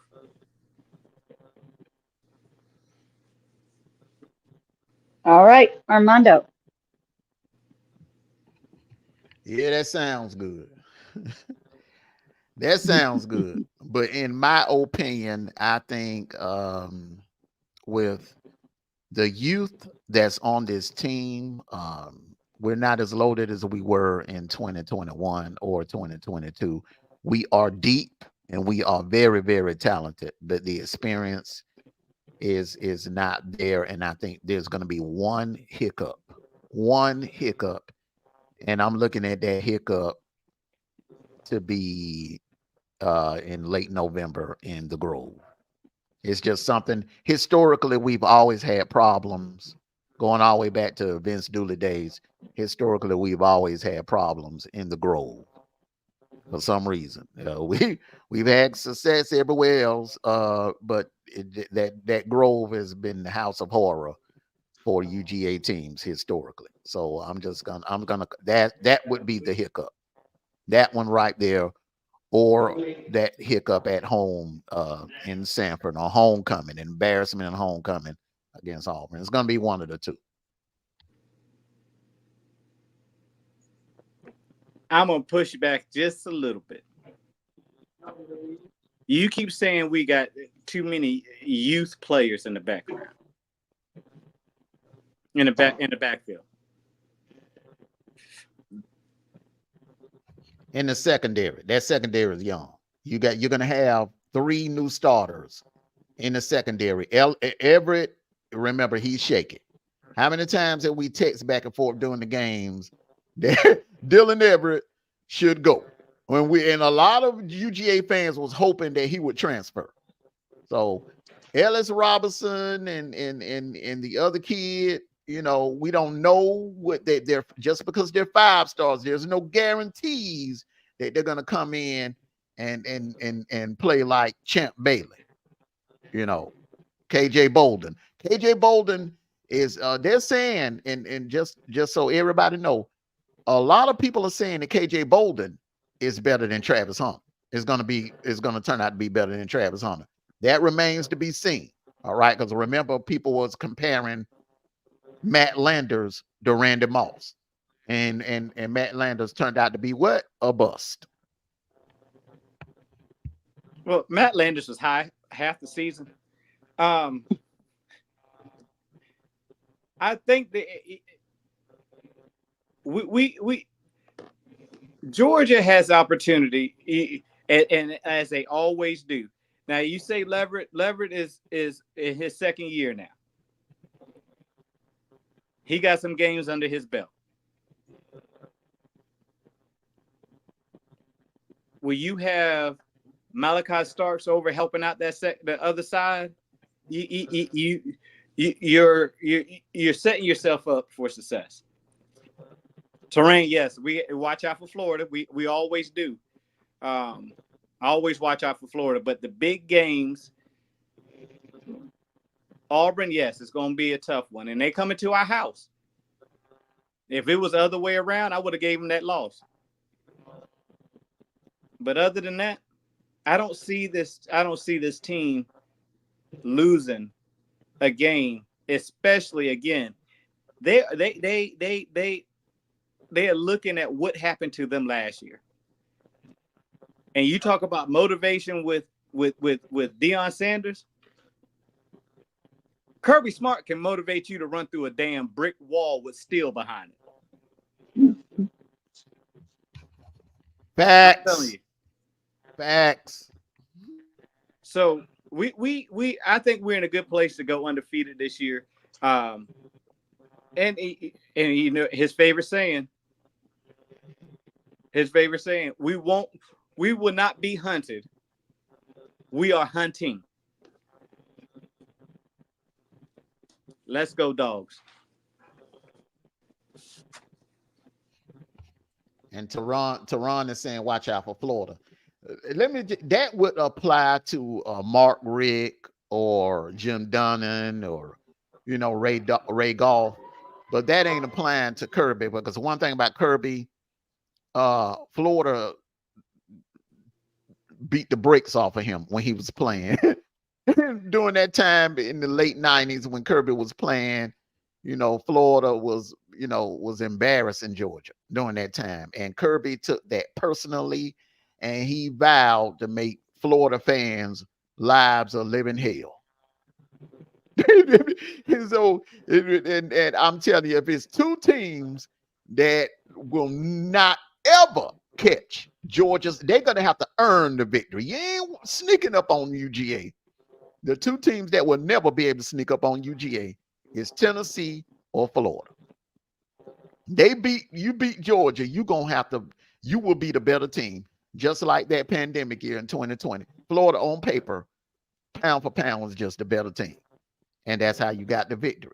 Even with that, it still took 9 starters to go down with injuries for Florida to pull that game out. Just keep that in mind now. All right, next. LSU, 9 wins, over or under? Dietrich. I'm gonna go with 9 wins. They kind of rebuilding this year, and they got tough schedules. The schedule they got is tough, and it's gonna be one of those seasons that maybe they get 10, but I got them still stuck at 9 wins. Okay, Sniper. I'm not going to sleep on LSU this year. I think their hardest games, we'll find out tonight when they play USC. That's tomorrow night. Oh, tomorrow night. Sorry. Tomorrow night. I think this team is hungry. I know they lost a few to the draft, a few transfers, but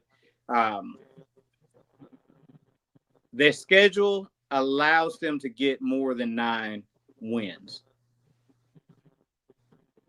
The toughest game I see they got start tomorrow night, USC. They have Oklahoma at the end, and again, we're not going to leave out Ole Miss or Florida. Other than that, they got a presentable schedule that will allow them to get over 9 wins. I'm gonna say over 9 wins. All right, Armando.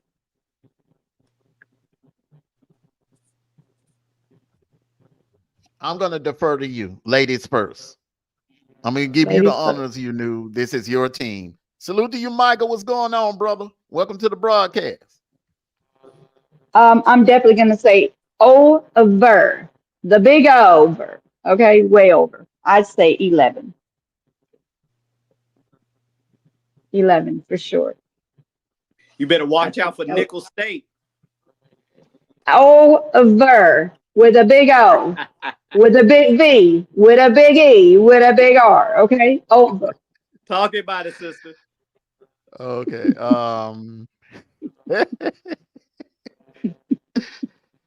I just got a text from Jazzy, and she agrees with you. You knew. She's saying 11. Okay. She's saying All right. 11. She's also a Tigers fan, an LSU fan. Shout out to Whoop, whoop. Queen Jazz. Salute to you. Yes. Um, I'm gonna say right at 9, and they'll be edged out by Auburn for that last playoff spot. They will be the team that is screwed over by that mandatory rule that a group of 5 team gets that 12th spot. So I'm gonna say right at 9. Mm. All right. What about you, D Truth?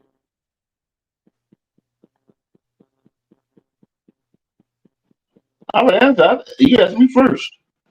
Yeah, he Oh, went that's right. My first. bad. So you can go My back to bad. Iowa now. My bad. I have people coming in and out of the house getting my distracted. They're distracting me. All right. Here we go. Dementia Ready? kicking in. Don't play. I don't take meds. I already told you that. Stop playing with me. All right. Next one is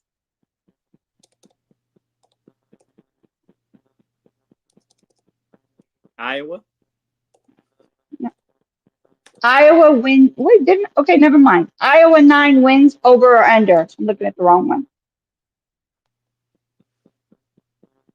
I'd say Armando. Dead on 9. Right dead on the nail on the head. 9 wins for Iowa. All right. Mm. Detroit. I'm gonna say, whoo, our boy. I got they're a little shaky to me, but I'm at the 8 or 9 wins. That's what I'm gonna say. 8 or 9 wins for Iowa. Got to be one or the other, bro. Oh, they Oh. over or under. You can't have both. Well, hold on. You got to say over or under 9 wins. You said it's right at 9. I've been saying 8 or 9 wins. So, other words, they're not going over 9 wins. So argumentative. Oh my God. So, if I say Sniper. 8 or 9, that means they're not going over 9 wins. Okay, we'll read between the lines with you. Hey, That's over. Go ahead. That's not over. 9 wins is not If you over. said nine is over because we're saying never mind, never mind. You're Now at it. he's You're he's on it. saying 9. He's saying 8 or 9. So he's saying a possible 9, but he really feeling them under 9. Okay, so we're going. Okay, we'll go with under then. Go ahead. Next, sniper. I don't see too many teams on this schedule that can beat Iowa as of today. The only one I see that they got Ohio State and Nebraska. That will put them at 10 wins. I'm gonna go over.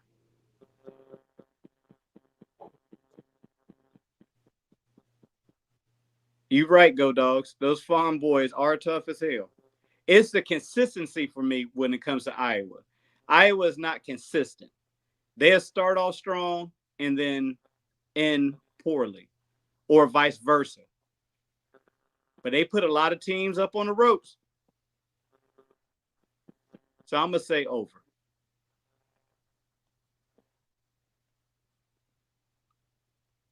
Okay.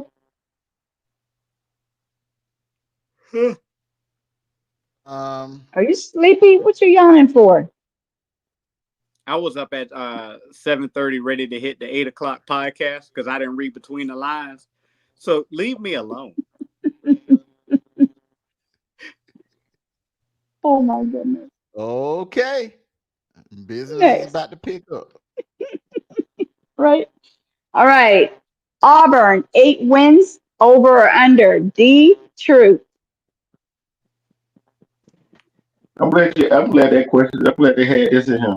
Cause nobody talking about him. I love when nobody talking about him. They're gonna be over 8 wins. They possibly get a double-digit win. And don't be surprised.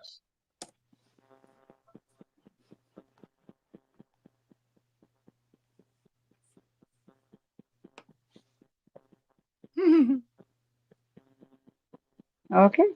Sniper.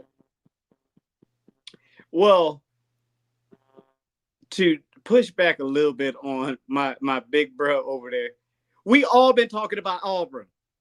Everybody's talking about Auburn. That's a sneaky team of the SEC this year. Can they get 8 wins?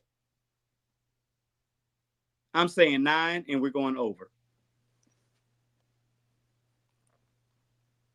Just off their schedule alone.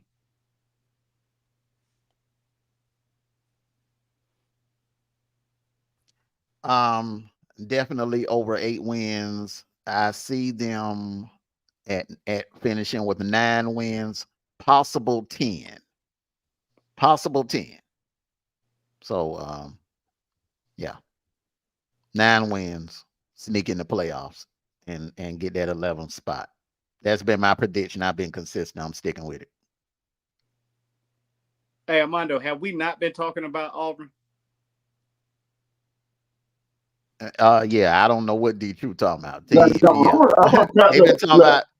They've been talking about Hugh look. Freeze. Hugh Freeze is a big deal, brother. So that flying under the radar days are over with. That flying under the radar days are over with, bro.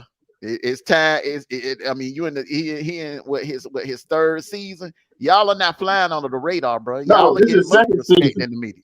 Hey. 2nd season, but I'm saying Hugh Freeze is in the up. He's the only coach that beat Nick Saban in his prime back-to-back seasons. No other coach done. Urban Meyer didn't do it.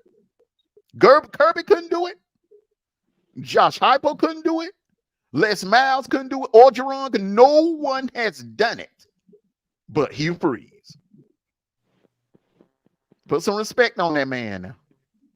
I'm not disrespecting. I'm saying it. You look, people not looking. They might talk about what 3-10 seconds. That's it. That's all. That's what I'm talking about. Well, welcome to the club. They do the same thing to us, and we won 2 out of the last 3 national titles, man. How many times have I talked on SEC Nation? They play a 2-minute clip of Georgia, and they'll sit there and talk about Bama for 28 minutes. We already know that. Hey, we already know they on better pay winner. We already know that.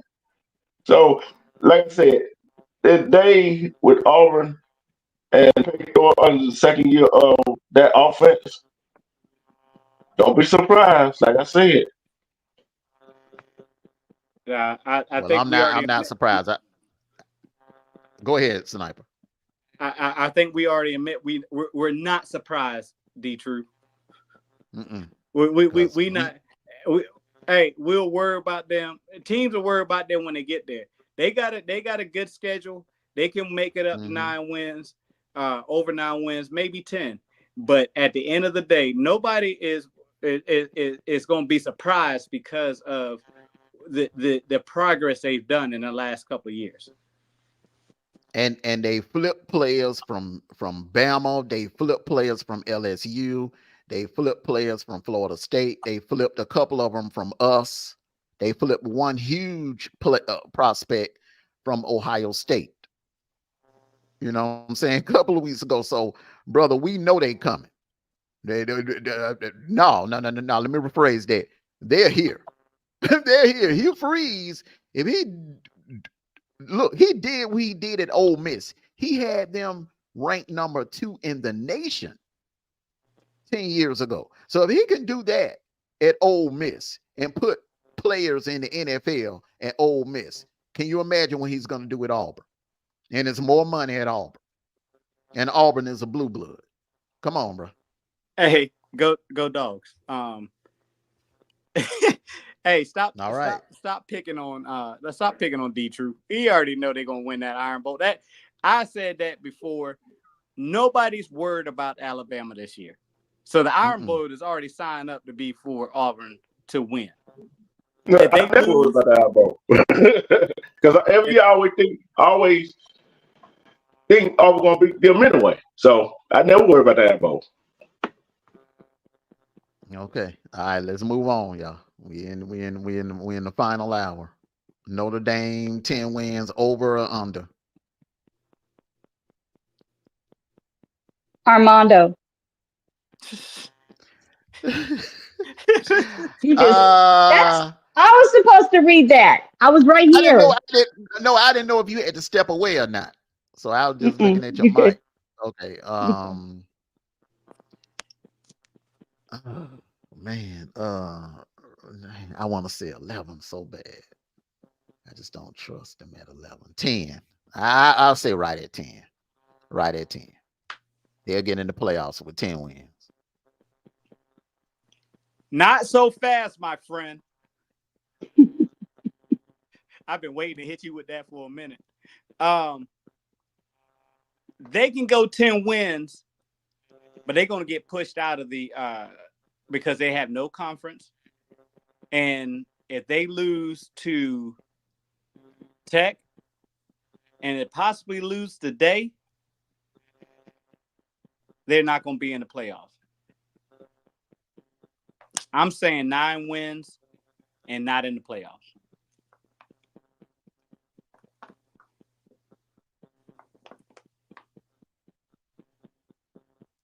It's your turn, Okay. D-True. I was waiting for your long hold. You know how you be pausing forever. Yeah, that would yeah. Go ahead, D-True. I would say 10 wins. I would say 10 wins. All they are not in the conference. If it was still a 14 playoff, I would say that'd be a problem.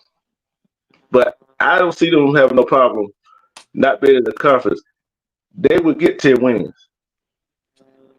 But the question is, will they win the game they're supposed to win?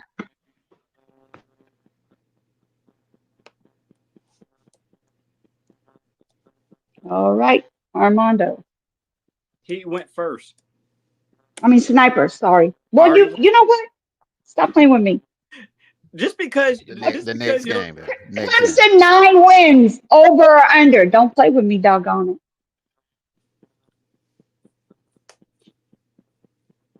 Armando. Definitely over. Definitely over. I have them at 1 loss. 11 and 1. 11 and 1. Sniper. The only loss will be today. Okay. Sniper. I got them at 10 wins.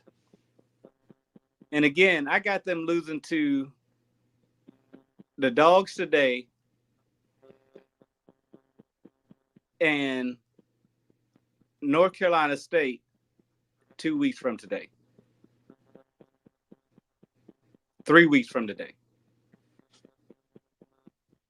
If I seen a better performance out of Florida State, I would have gave them the 9 wins even. But I think that I got them two losses, and I think we're going over, but they're not. They'll be at 10 wins and not. Just to push back a little bit what Armando said. All right, D-True.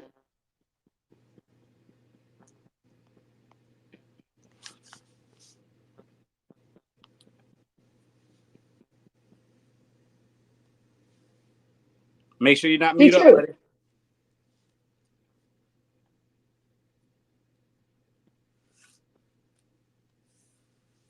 Calling on D-Truth. D-Truth, are you there? Y'all gotta hold on. I mean, tell us something. I can't tell you when with mama getting her. If you have to step away, man, just hit us in the back chat. That way we Yeah. can keep everything going. Yeah. Yeah, we be Because thinking you're muted. yeah, I was muted. I'm gonna say I'm at Ole Miss right at just there at 10 wins. Just at 10 wins. Clemson. We had Clemson, bro. We changed it before you got back. Clemson. I got Clemson at a little over 9 wins. I got them at 10. I got them at 10.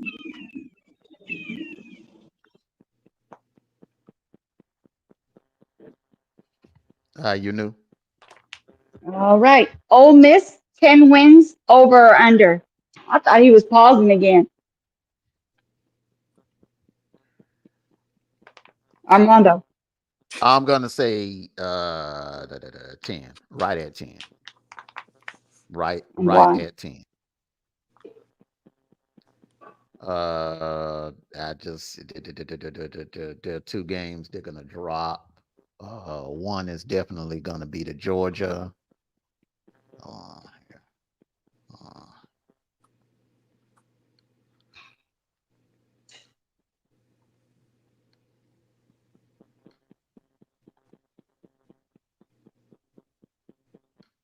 Okay. They're gonna drop one to Georgia and LSU. Their second loss will be to LSU. And your LSU Tigers at night under the bright lights of Death Valley. Okay. All right. Sniper. I'm gonna say under. And and the reason why I say under, they got some teams that can score with them. Georgia, Florida, possibly Arkansas and LSU. So I got them going. I got them under. Okay. D-Truth. I would say under. I'm just upset under because Lane Kiffin like to take too many doggone chances. So I'm going under. He do not like Lane Kiffin. He don't like that man. Don't like no Lane Kiffin, bro. No, it ain't that I don't like it. He do some orthodox stuff that gets him in trouble on the field. Play call. You right about that. So I can't You right about that. You right about that, like going forward on 4th and 5 and do a crazy mess like that. You know, stuff that don't make no sense. Being too overzealous. But yeah, I think this is. I think without Bama being on the schedule, I see him at 10, right at 10. And Tehran, it can happen because remember the SEC doesn't play a 9-game conference schedule, so you could have quite a few teams ending up with 10 wins. Now, if we did play a 9-game conference schedule, then you would be absolutely correct. You knew. All right. Florida State, 10 wins, over or under? Sniper. I'm saying under. I'm saying under. Reason why they got some heavy hitters on their team. I see Clemson. If Clemson do right, SMU can give them some problems. Notre Dame can give them some problems. Miami can give them some problems. Yes, I'm saying under. Okay. D-Truth. I'm gonna say under because the Georgia Tech can go in there and do what they did to Florida State. They got the likes of Miami, and Florida, and Florida, and the rest of them, I don't see them getting to 10 wins. I got them under.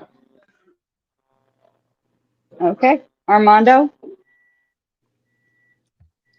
Under, definitely under. They got some issues on that D line. They got some issues on that D line, and they are. Mm, I don't see them getting no 10 wins. Not with that D line. Not with that quarterback. Yeah. That quarterback also. But the only thing about him is if he was to learn to quit holding the ball so dang freaking long and had practice on his footwork, because he's accurate. He's hella accurate down the field. I mean, he was hitting passes on the dime last Saturday. It's just that he holds the ball too damn long. He don't have the pressure. You dial up blitzes on him, he's not going to be able to function.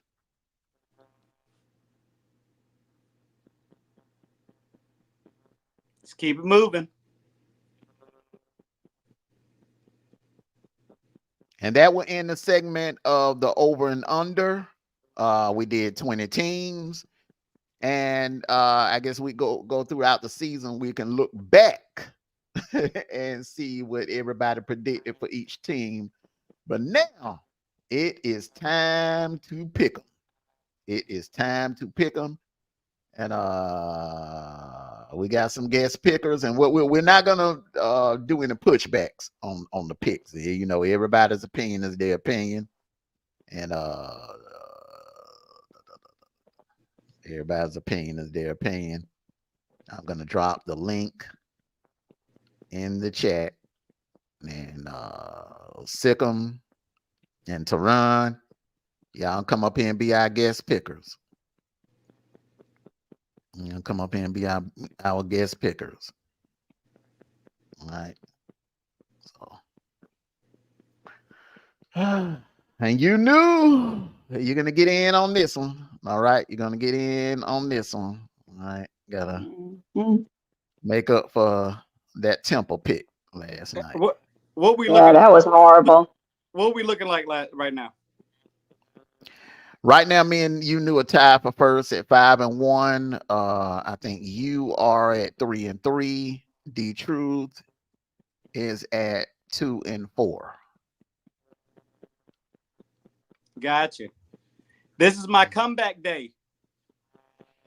All right. Let's go. Okay, so Al started off with this one right here.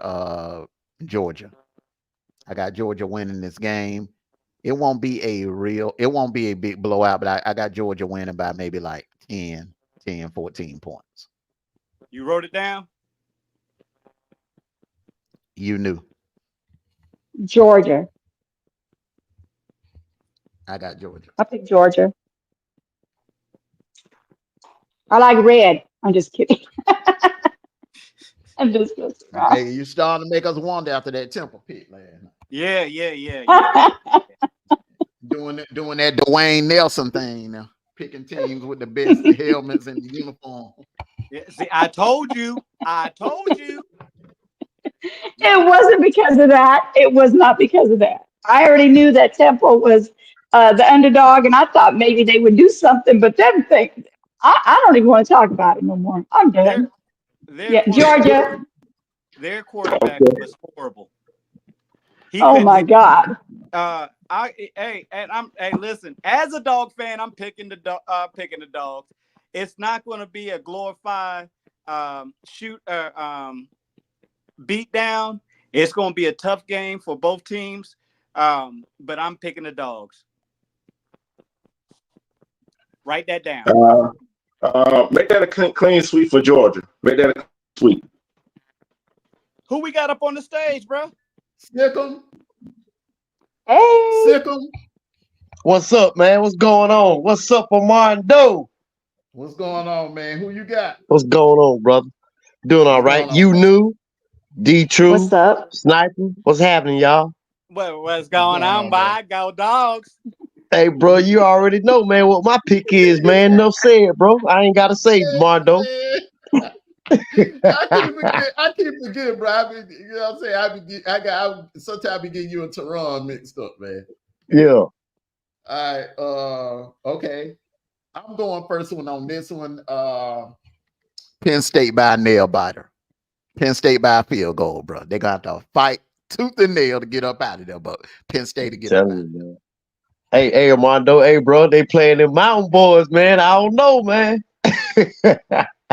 West Virginia for me. It's gonna be a good game, though. Who you got? Nice bright color, yellow. West Hell You Virginia. got no. You better not start that bull right now. Hell no. You do got West Virginia. You got West Virginia. Yeah. All right, Sniper, go ahead, bro. We ain't no pushback. This ain't no debate. Is everybody's opinion? Come on. Oh, we do opinions on uniforms now? Okay, then. I'm going. Hey, listen. Hey, I'm going with the Mountain Boys. I'm going to go West Virginia. Say, And you yeah. questioning her pick. Man, come on. Y'all picking the same. Hey, I'm going after play. Like I said, old boy. Hell no. Hey, old boy is on the hot seat. He ain't gonna get his first win tonight.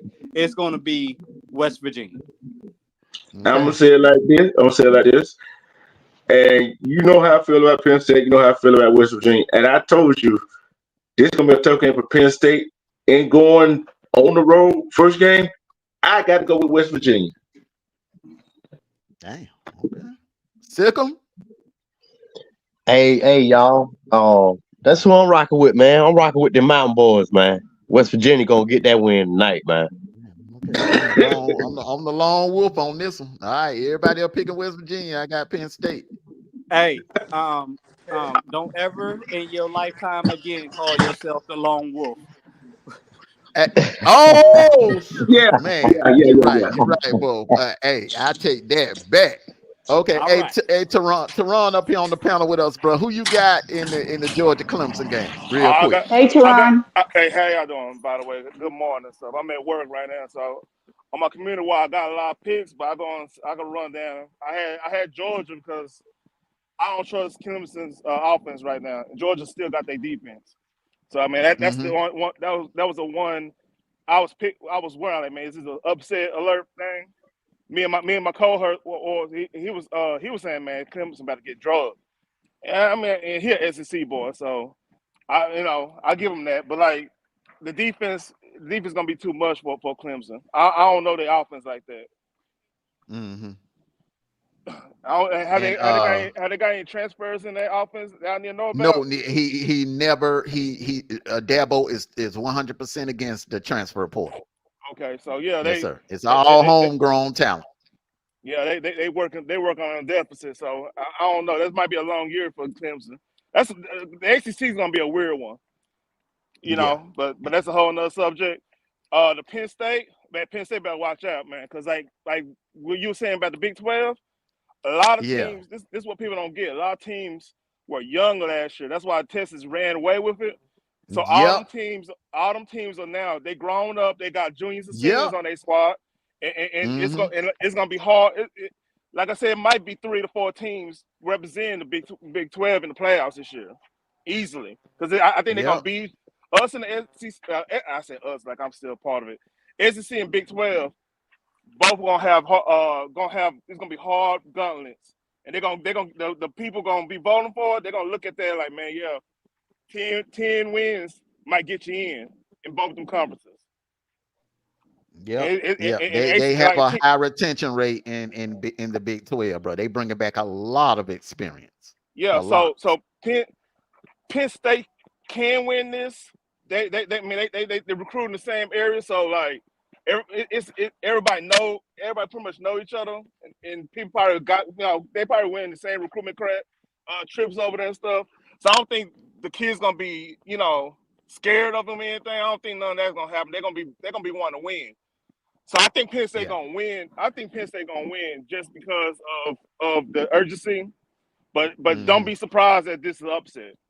I think what's the point spread on this? Oh, we didn't even look into it, bro. Yeah, I ain't even looked at the point spread. We're just picking straight up. Okay. Okay, on this next game, Virginia Tech, Vanderbilt. Oh, that's Virginia Shoot, man, I'm rolling Virginia Tech on this one, bro. Virginia Tech, that recruiting, they doing some good recruiting up there. So I I'll got say Tech. Virginia Tech. I'll take Tech. Of course you would. You like Sniper. Maroon. I'm going to go with Virginia Tech. Vanderbilt still hasn't improved not one bit. I'm going with Virginia Tech. Hey, it's bad. Ballard, it's a cat. I forgot. He one of my kinfolk. I didn't even know he played up there. Right. One of my kinfolks on my mama's side played for Virginia for Vanderbilt. But like, I don't know. They suspect. They always been suspect. So you know how it go. Yeah. D-True. The Hokies. They go Hokies. Oh yeah, that's your second home. That's your second home right there, Virginia. Okay, yeah. Shout out Sikkim? Virginia Beach, by the way. Hey, I pretty much don't keep up, as far as Virginia Tech or neither Vanderbilt. But I want to ask this question right quick before I pick Armando. I want to know Vanderbilt still got that same coach, man? Derek No. Mason is not there. No. He ain't Oh, there. okay. All right. He's at Texas A&M. Oh, the guy okay. that's at Vanderbilt, though, he's a Saban, another Saban disciple. Used to be one of Saban's assistants. Oh, okay, then that's what's up. So, hey, we expect Vanderbilt to build that program up, then, huh? Yeah. Okay. They lost some transfers though. Will Shepherd is at Colorado now. Oh, I just okay. want to let you that receiver that remember we were talking about last year. Yeah. That could be a Yeah, potential yeah, first round, and I assume he was coming out this year, but he stayed an extra year and he's out there with Prime. Oh, okay then. Oh, okay. Yeah. All right. So he ain't there no Well. more. So Oh, okay. I'm gonna have to go with Virginia Tech, man. Even though Vanderbilt, building up, even though they building up their program and all that, bro. But Yeah. I got to go with the Hokies, man. yeah, they lost some transfers. Not only did they lose Will Shepherd, Sikkim, Yeah. they also lost London Humphreys. London Humphreys is with us now. Yeah, I know. Yeah. So they But- lost their two best receivers, bro. Down Gone. the Humphreys. Oh, okay. Hey, he was real. Yeah. Humphreys is real though. That's a good pickup. Yeah, man. He broke a 90-yard on us last year. Yeah, I know he so did. Yeah. Well, I remember that. Okay. Move it along. We ain't gonna talk about eight that. starts up on that play, bro. Yeah. We was kind of worried for a second. Then we had to do our thing. Yeah, you right about All that, right, Sniper. so- Real talk, bro. Okay, Teron, who you got on this one, bro? Already answered. Remember I said Virginia the first? Everybody said Virginia You Tech. rolling with them VA Everybody said boys. Virginia All right. Tech. All right. Okay. Let's go to the next one here. Boise State, Georgia Southern. It's in Statesboro. I'm rolling with Georgia Southern, bro. They ain't going down there. They ain't going down there in the Hornets' nest. Why No. would Boise State take that? That's a weird. I Why would they wouldn't have take took that game, bro. Hell no. Hey, Sniper. Hey, bro. Hey, Sniper. Man, I was thinking the same thing, man. When you popped that up, y'all, I was like, man, what? Yeah, I Man, wouldn't have took Boise this State game, and Georgia. Georgia. Yes, sir. I'm like, what the hell? Statesboro. In the Statesboro, bro. You knew who you I know, rolling right? Georgia. with? Okay. I see you knew been doing the homework. Them Eagles. This got Michigan. This got Michigan, Appalachian State reading all over it, man. Yep. Sniper, who you rolling with, man? Hey, listen. I don't know who They in their right mind would have done this to this team. This is not Boise State. Their AD need his ass whoop for real for this one. No, he need his ass tied to a tree, honey poured all over him, let them ants take care of him. It's Georgia Southern. I don't know who in their right mind said, yeah, you know what? Georgia Southern sound like a good team to play for our first game. Florida found that out the hard way. Sure did. Hey, remember a couple years ago, we found out. Yeah, almost. Almost. Yep. They up, Yeah. bro. Georgia Southern. You don't mess with them in early September. No, sir. That offense right there, they'll run the ball all day long. All day, bro. And that heat too. It's gonna be 100+ down there. Man, please. D-True. Let's go Eagles. Like I said, Georgia Southern. That's just like the AD of Florida State put Georgia Tech on the schedule for the first game. Damn, that's too early. Way too early. Way too. Yeah. Way too early, Yeah. D-True. Hey, We see what happened. We see what happened, right? And then down in Statesboro, okay. All right, It's gonna be Silk. hot. I'm gonna go with Georgia Southern, bro. Yeah, that's what I'm gonna rock with, man. Yeah, bro. Hometown. I mean, we're not hometown, but home state team. Yes, Yeah, sir. real talk, man. hey, man, I'm with y'all too, man. You're gonna put me on that one. I'm pick. Yeah, that's just wild. That's wild. All right. The Battle of Atlanta. The Battle of Atlanta. I think this is gonna turn into a nasty rivalry. Bro, these got to be the only two schools in the nation that you can actually ride a bicycle From one from school each to campus. another. That's how close they are. Yes, sir. Right down the street. But Georgia I got Tech. Tech, bro. Uh-huh. Tech. Yeah. I ain't making the same mistake I made last Saturday. I got Tech, bro. You knew? Georgia Tech. Georgia Tech. They did an amazing job the last game. I'm definitely going to say Georgia Tech. Sniper. I'm gonna get on the bicycles and ride from Georgia Tech to to see Georgia State and get that ass whooped. Georgia Tech. True.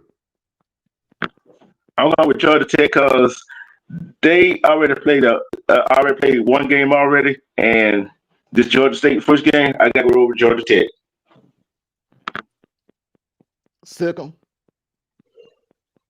Hey man, I go with them Yellow Jackets, man. You know what I'm saying? Hey, Armando, you knew D-Truth and Sniper. Man, did y'all see Georgia Tech running backs, bro? Man, that boy's a bona fide first rounder, man. They've been talking about him, man. They've been talking about him all week. All week, bro. But hey, Bro. the thing is, the only thing I think about is when they get somebody with a defensive line and see if that the offensive line of Georgia Tech will be able to hold up like they did against Florida State. I think that O-line is nice, man. Yeah, I think they O-line played nice. against a team that they played. I'm just waiting for them to play a good team with a good defensive line. Yeah.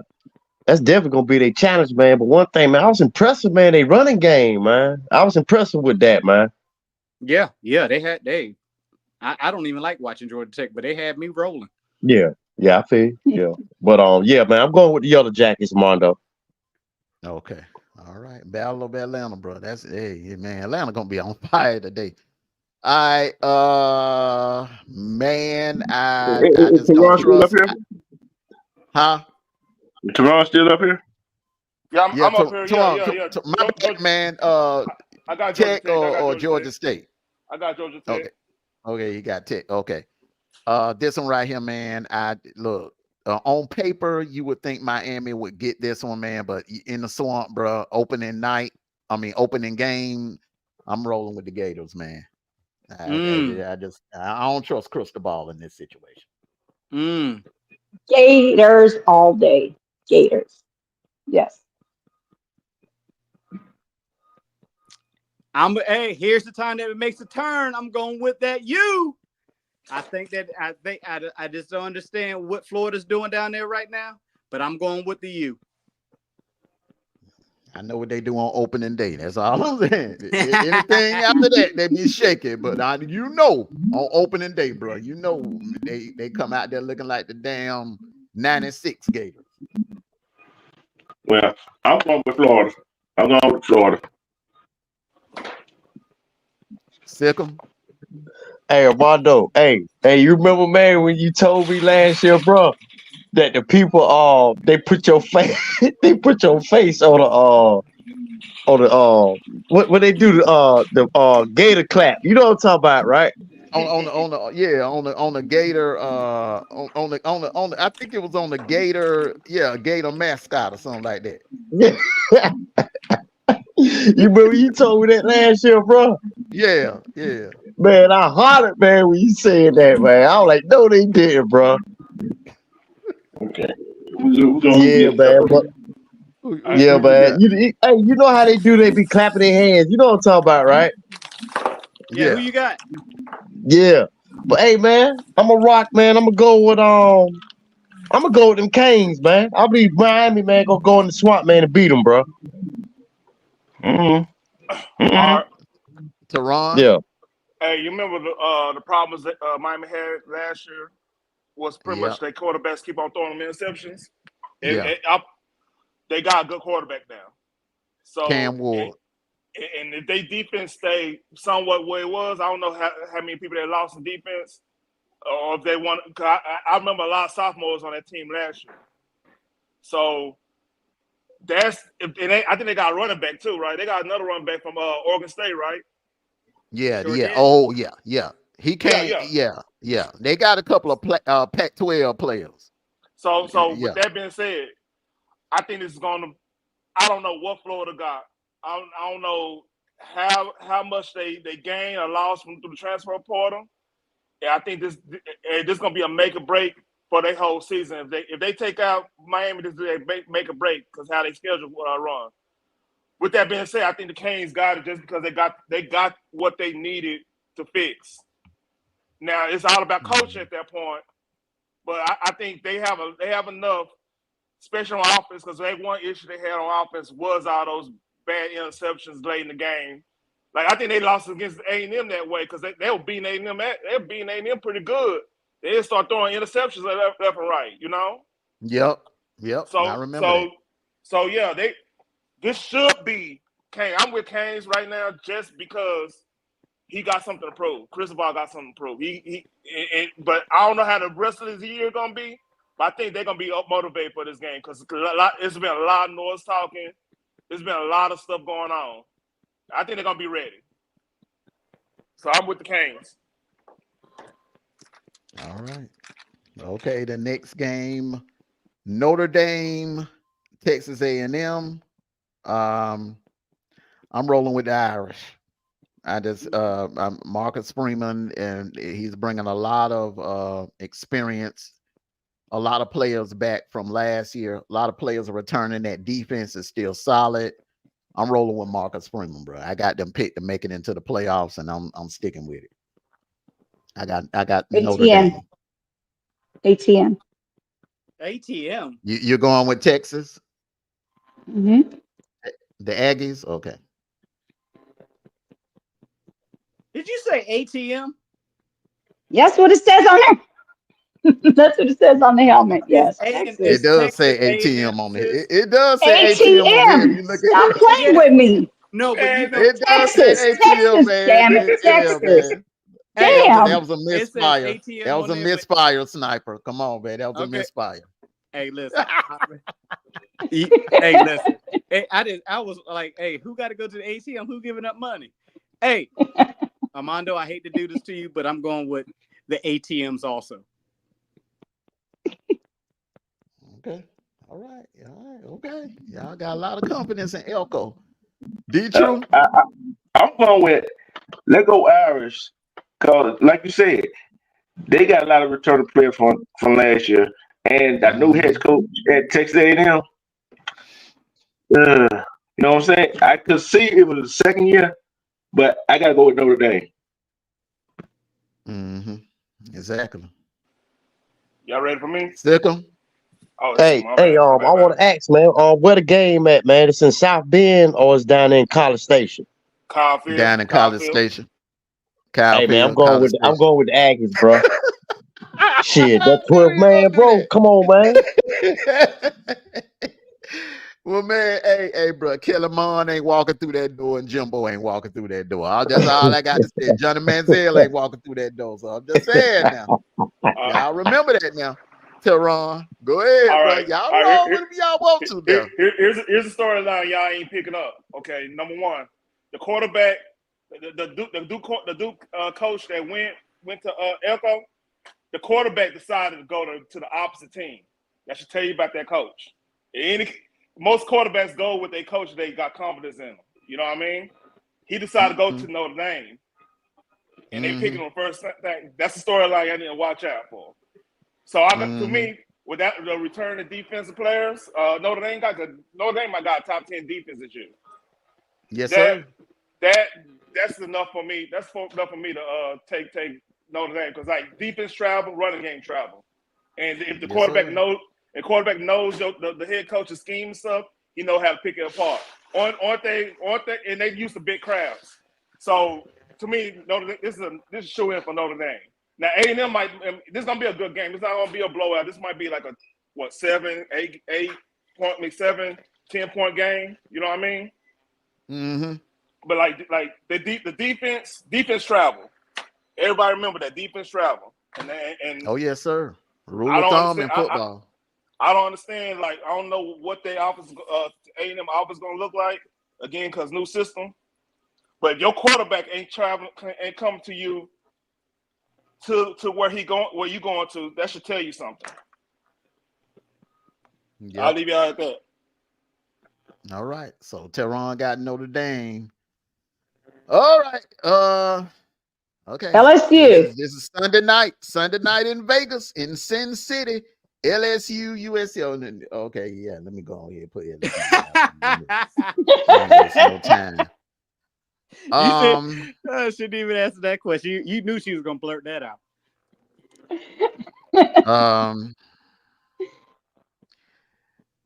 They hurt by too many transfers. No elite quarterback. LSU neighbor, not neighbors, but Nessmeyer. I think Nessmeyer is going to be the best quarterback on the field. Harold Perkins is a monster. I'm rolling with LSU, bro. I'm rolling with LSU. Sniper. I don't know what Lincoln Riley is doing over there at USC. He should have had a better record last year. I don't think it's going to prove much this year. I'm going with LSU. Yeah, Lincoln Riley on the hot seat, and he should have stayed where he was. But guess what? I'm going to LSU Tigers. I can't believe you. As much as you hate that school, I can't believe you picked them. At the snow outside. I think you picked Florida. I've done that before now. I you know, look, I hate, look, it's other teams that have elevated on my hate list other than Florida. Florida don't even feel like a rivalry anymore. But I've been an analyst. So if it was anybody else from USC, I probably went the opposite direction, but I can't trust Lincoln Riley because he did that at USC. I feel you. And what club is Lincoln Riley in? The Mark Richt Club. Yes, sir. Sikkim. Hey, I got a quick question, y'all. Just a quick question, right quick. Then I'll make my pick. Is Clemson quarterback here a freshman? No, he's not a freshman, bro. He ain't a freshman. Okay. Okay. Okay. I'm gonna go with USC, man. I'm going with the Trojans, bro. I'm gonna rock with them, man. Okay. All right. Teron. LSU, but they better watch out for USC because we can do some crazy stuff in open games, and they have a bad record of open games for the last like 3 years. I'm not mute. Oh, okay. I gotta see Lincoln Riley do it without an elite quarterback. Armando, did you say not playing? Who? ETN. Yeah, Trevor Etienne is sitting. Kirby's sitting. No, he's not. He's in uniform. He in uniform, but he's not He playing. in uniform, but he ain't getting out there on that field, bro. He ain't getting out there on that field. What It just ETN came. do? It just came across on CBS Sports. ETN is out. Yeah, He can warm up with the player. Yeah, Kirby don't play, bro. Kirby kind of like Nick Saban, bro. If he suspend you a suspension, he ain't doing that Jimbo crap like what Jimbo did with Famous James. All right, you know, ain't none of that. I would have him happen on pass in the uniform. He'd be in street club. What did ETN do? I don't understand. I don't understand that. DUI drinking while not a DUI. His DUI got dropped. His driving recklessly in open container as a minor. Oh shit! All right, come on. All right, come on, y'all. Yeah, he ain't getting out there. I don't blame Kirby. I would make him dress out too. You ain't getting out there standing on the sideline looking pretty in your street clothes. Nah, put on the uniform like everybody else and sit in that hot sun. They're playing Mercedes. They're playing Mercedes-Benz, by the way, right? Yeah, that's right. That one. My bad. In a nice air conditioner. All right. Florida State, Boston College, bounce back game. Florida State, bounce back game, bro. If they lose this one, man, they are in serious trouble. They lose this one, but I'm rolling with the Noles though for the second week in a row. I don't know why I'm doing it. Seminole. Seminole. Okay. Sniper. I'm going with Boston College. Damn. Okay. Well, you pulling a you knew. I'm going with Boston College. I still don't trust. I don't trust Florida State's offense just yet. And Doak Campbell, bro. You saying Boston College gonna go in and on opening day and beat the Noles? I don't trust the Florida State offense. And my voice of you knew that's what I said, that's what I meant, and I'm sticking to it. Hey,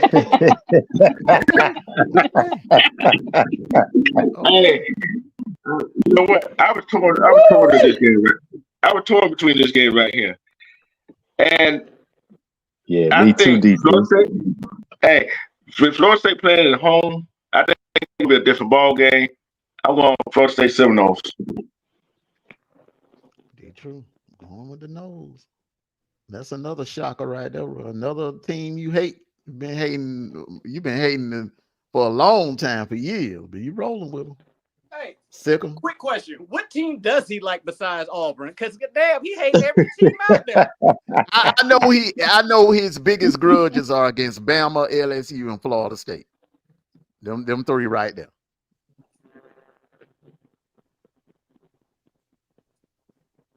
Sick 'em. Which way you rolling on this one, brother? I know, hey, man. This one kind of tough right here. Yeah, man, this is tough right here, Mondo. You knew the chief and sniper, man. This is tough right here for real, bro. I don't know, man. Cause Boston College, bro, man, they breaking the score too, man. I'm telling you, know, man.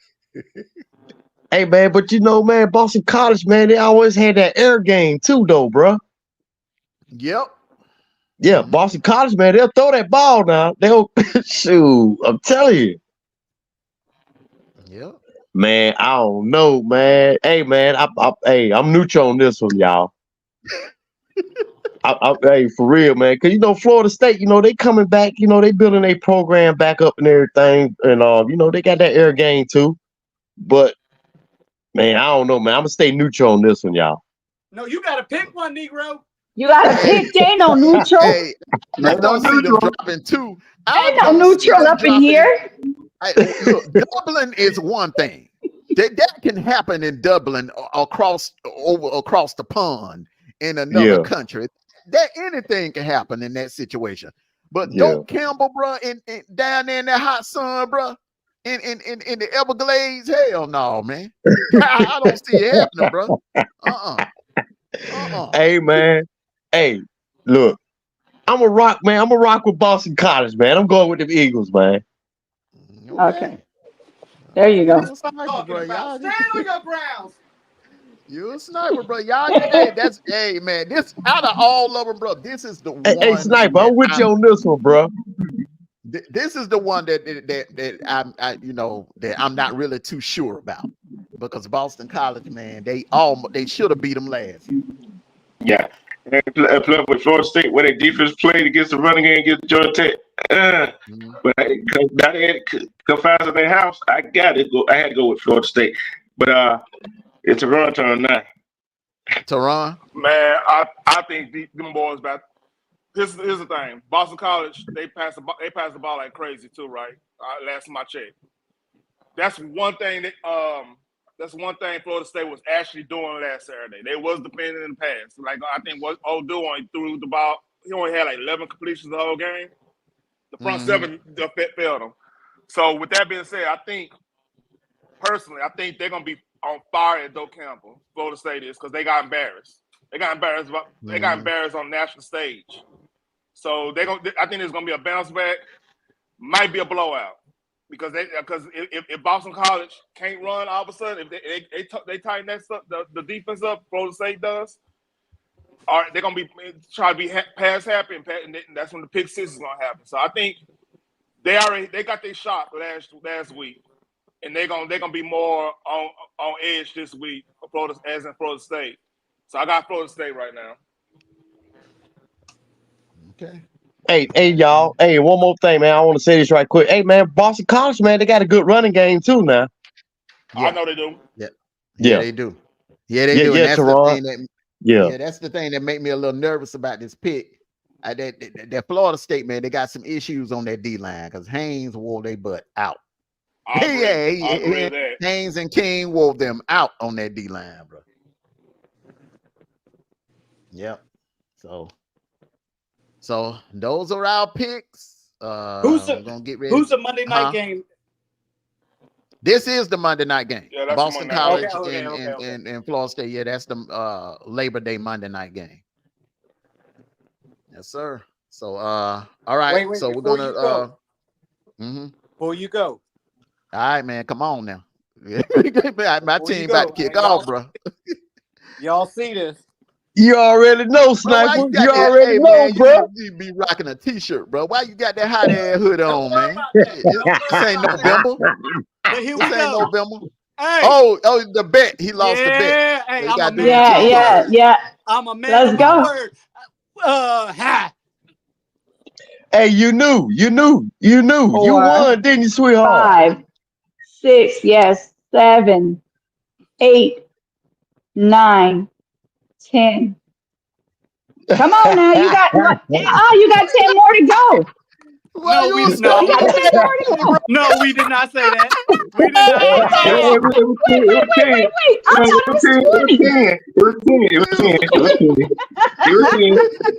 That was 10 though, but boy, he was struggling on that knife one, bro.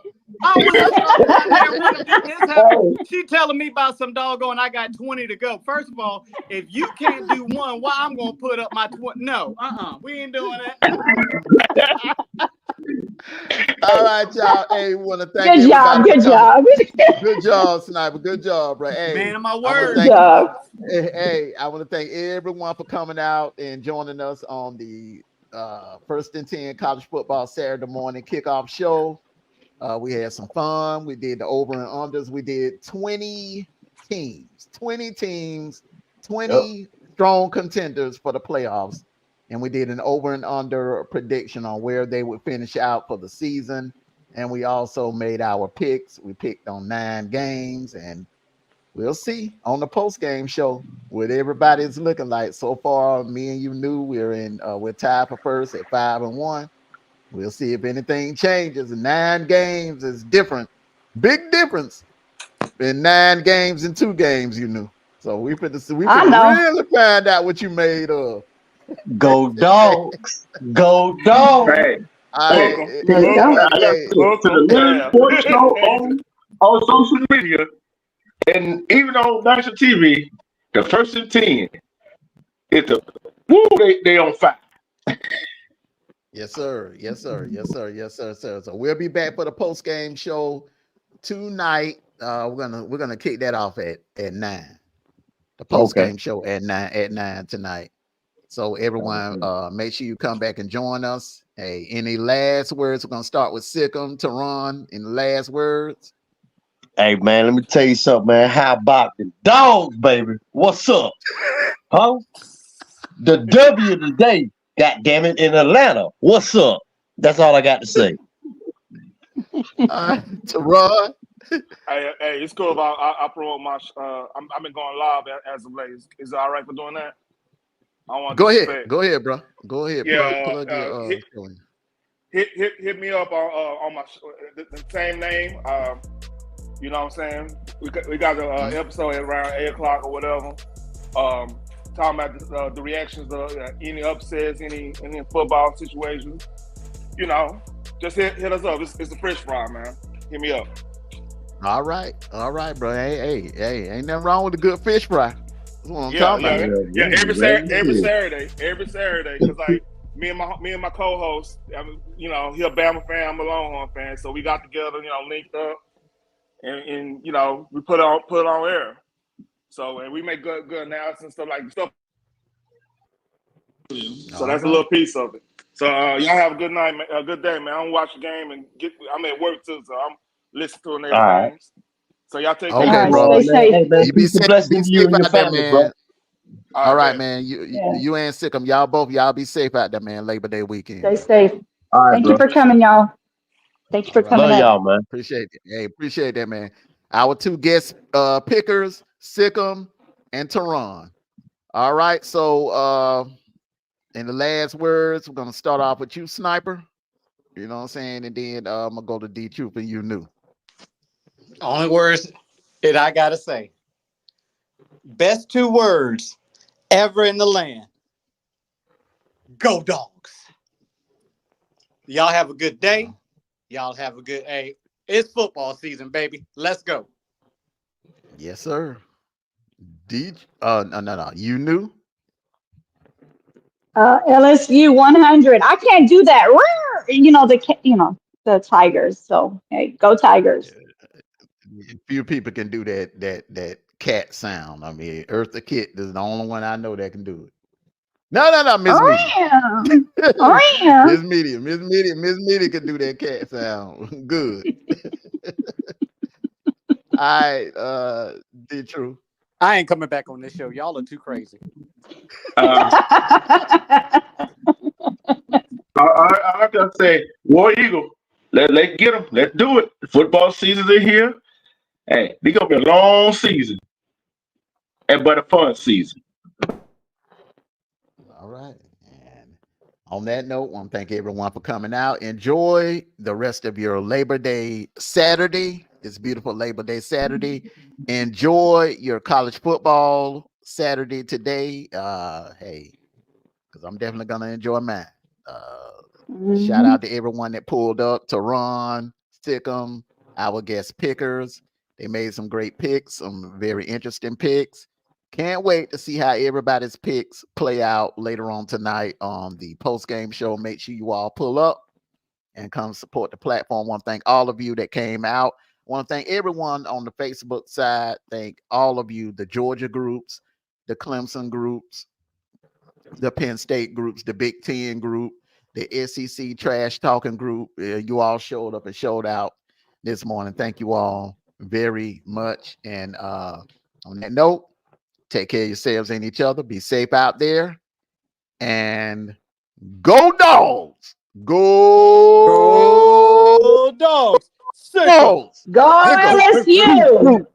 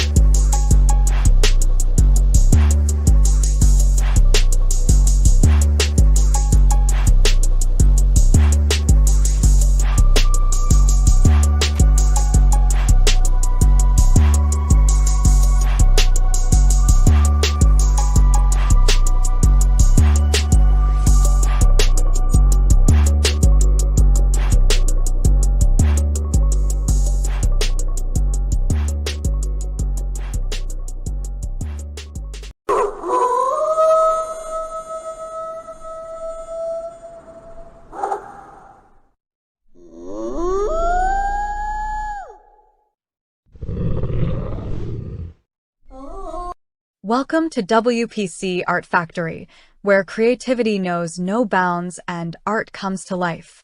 The t-shirts, hoodies, shorts, leggings, and cups here are truly unique.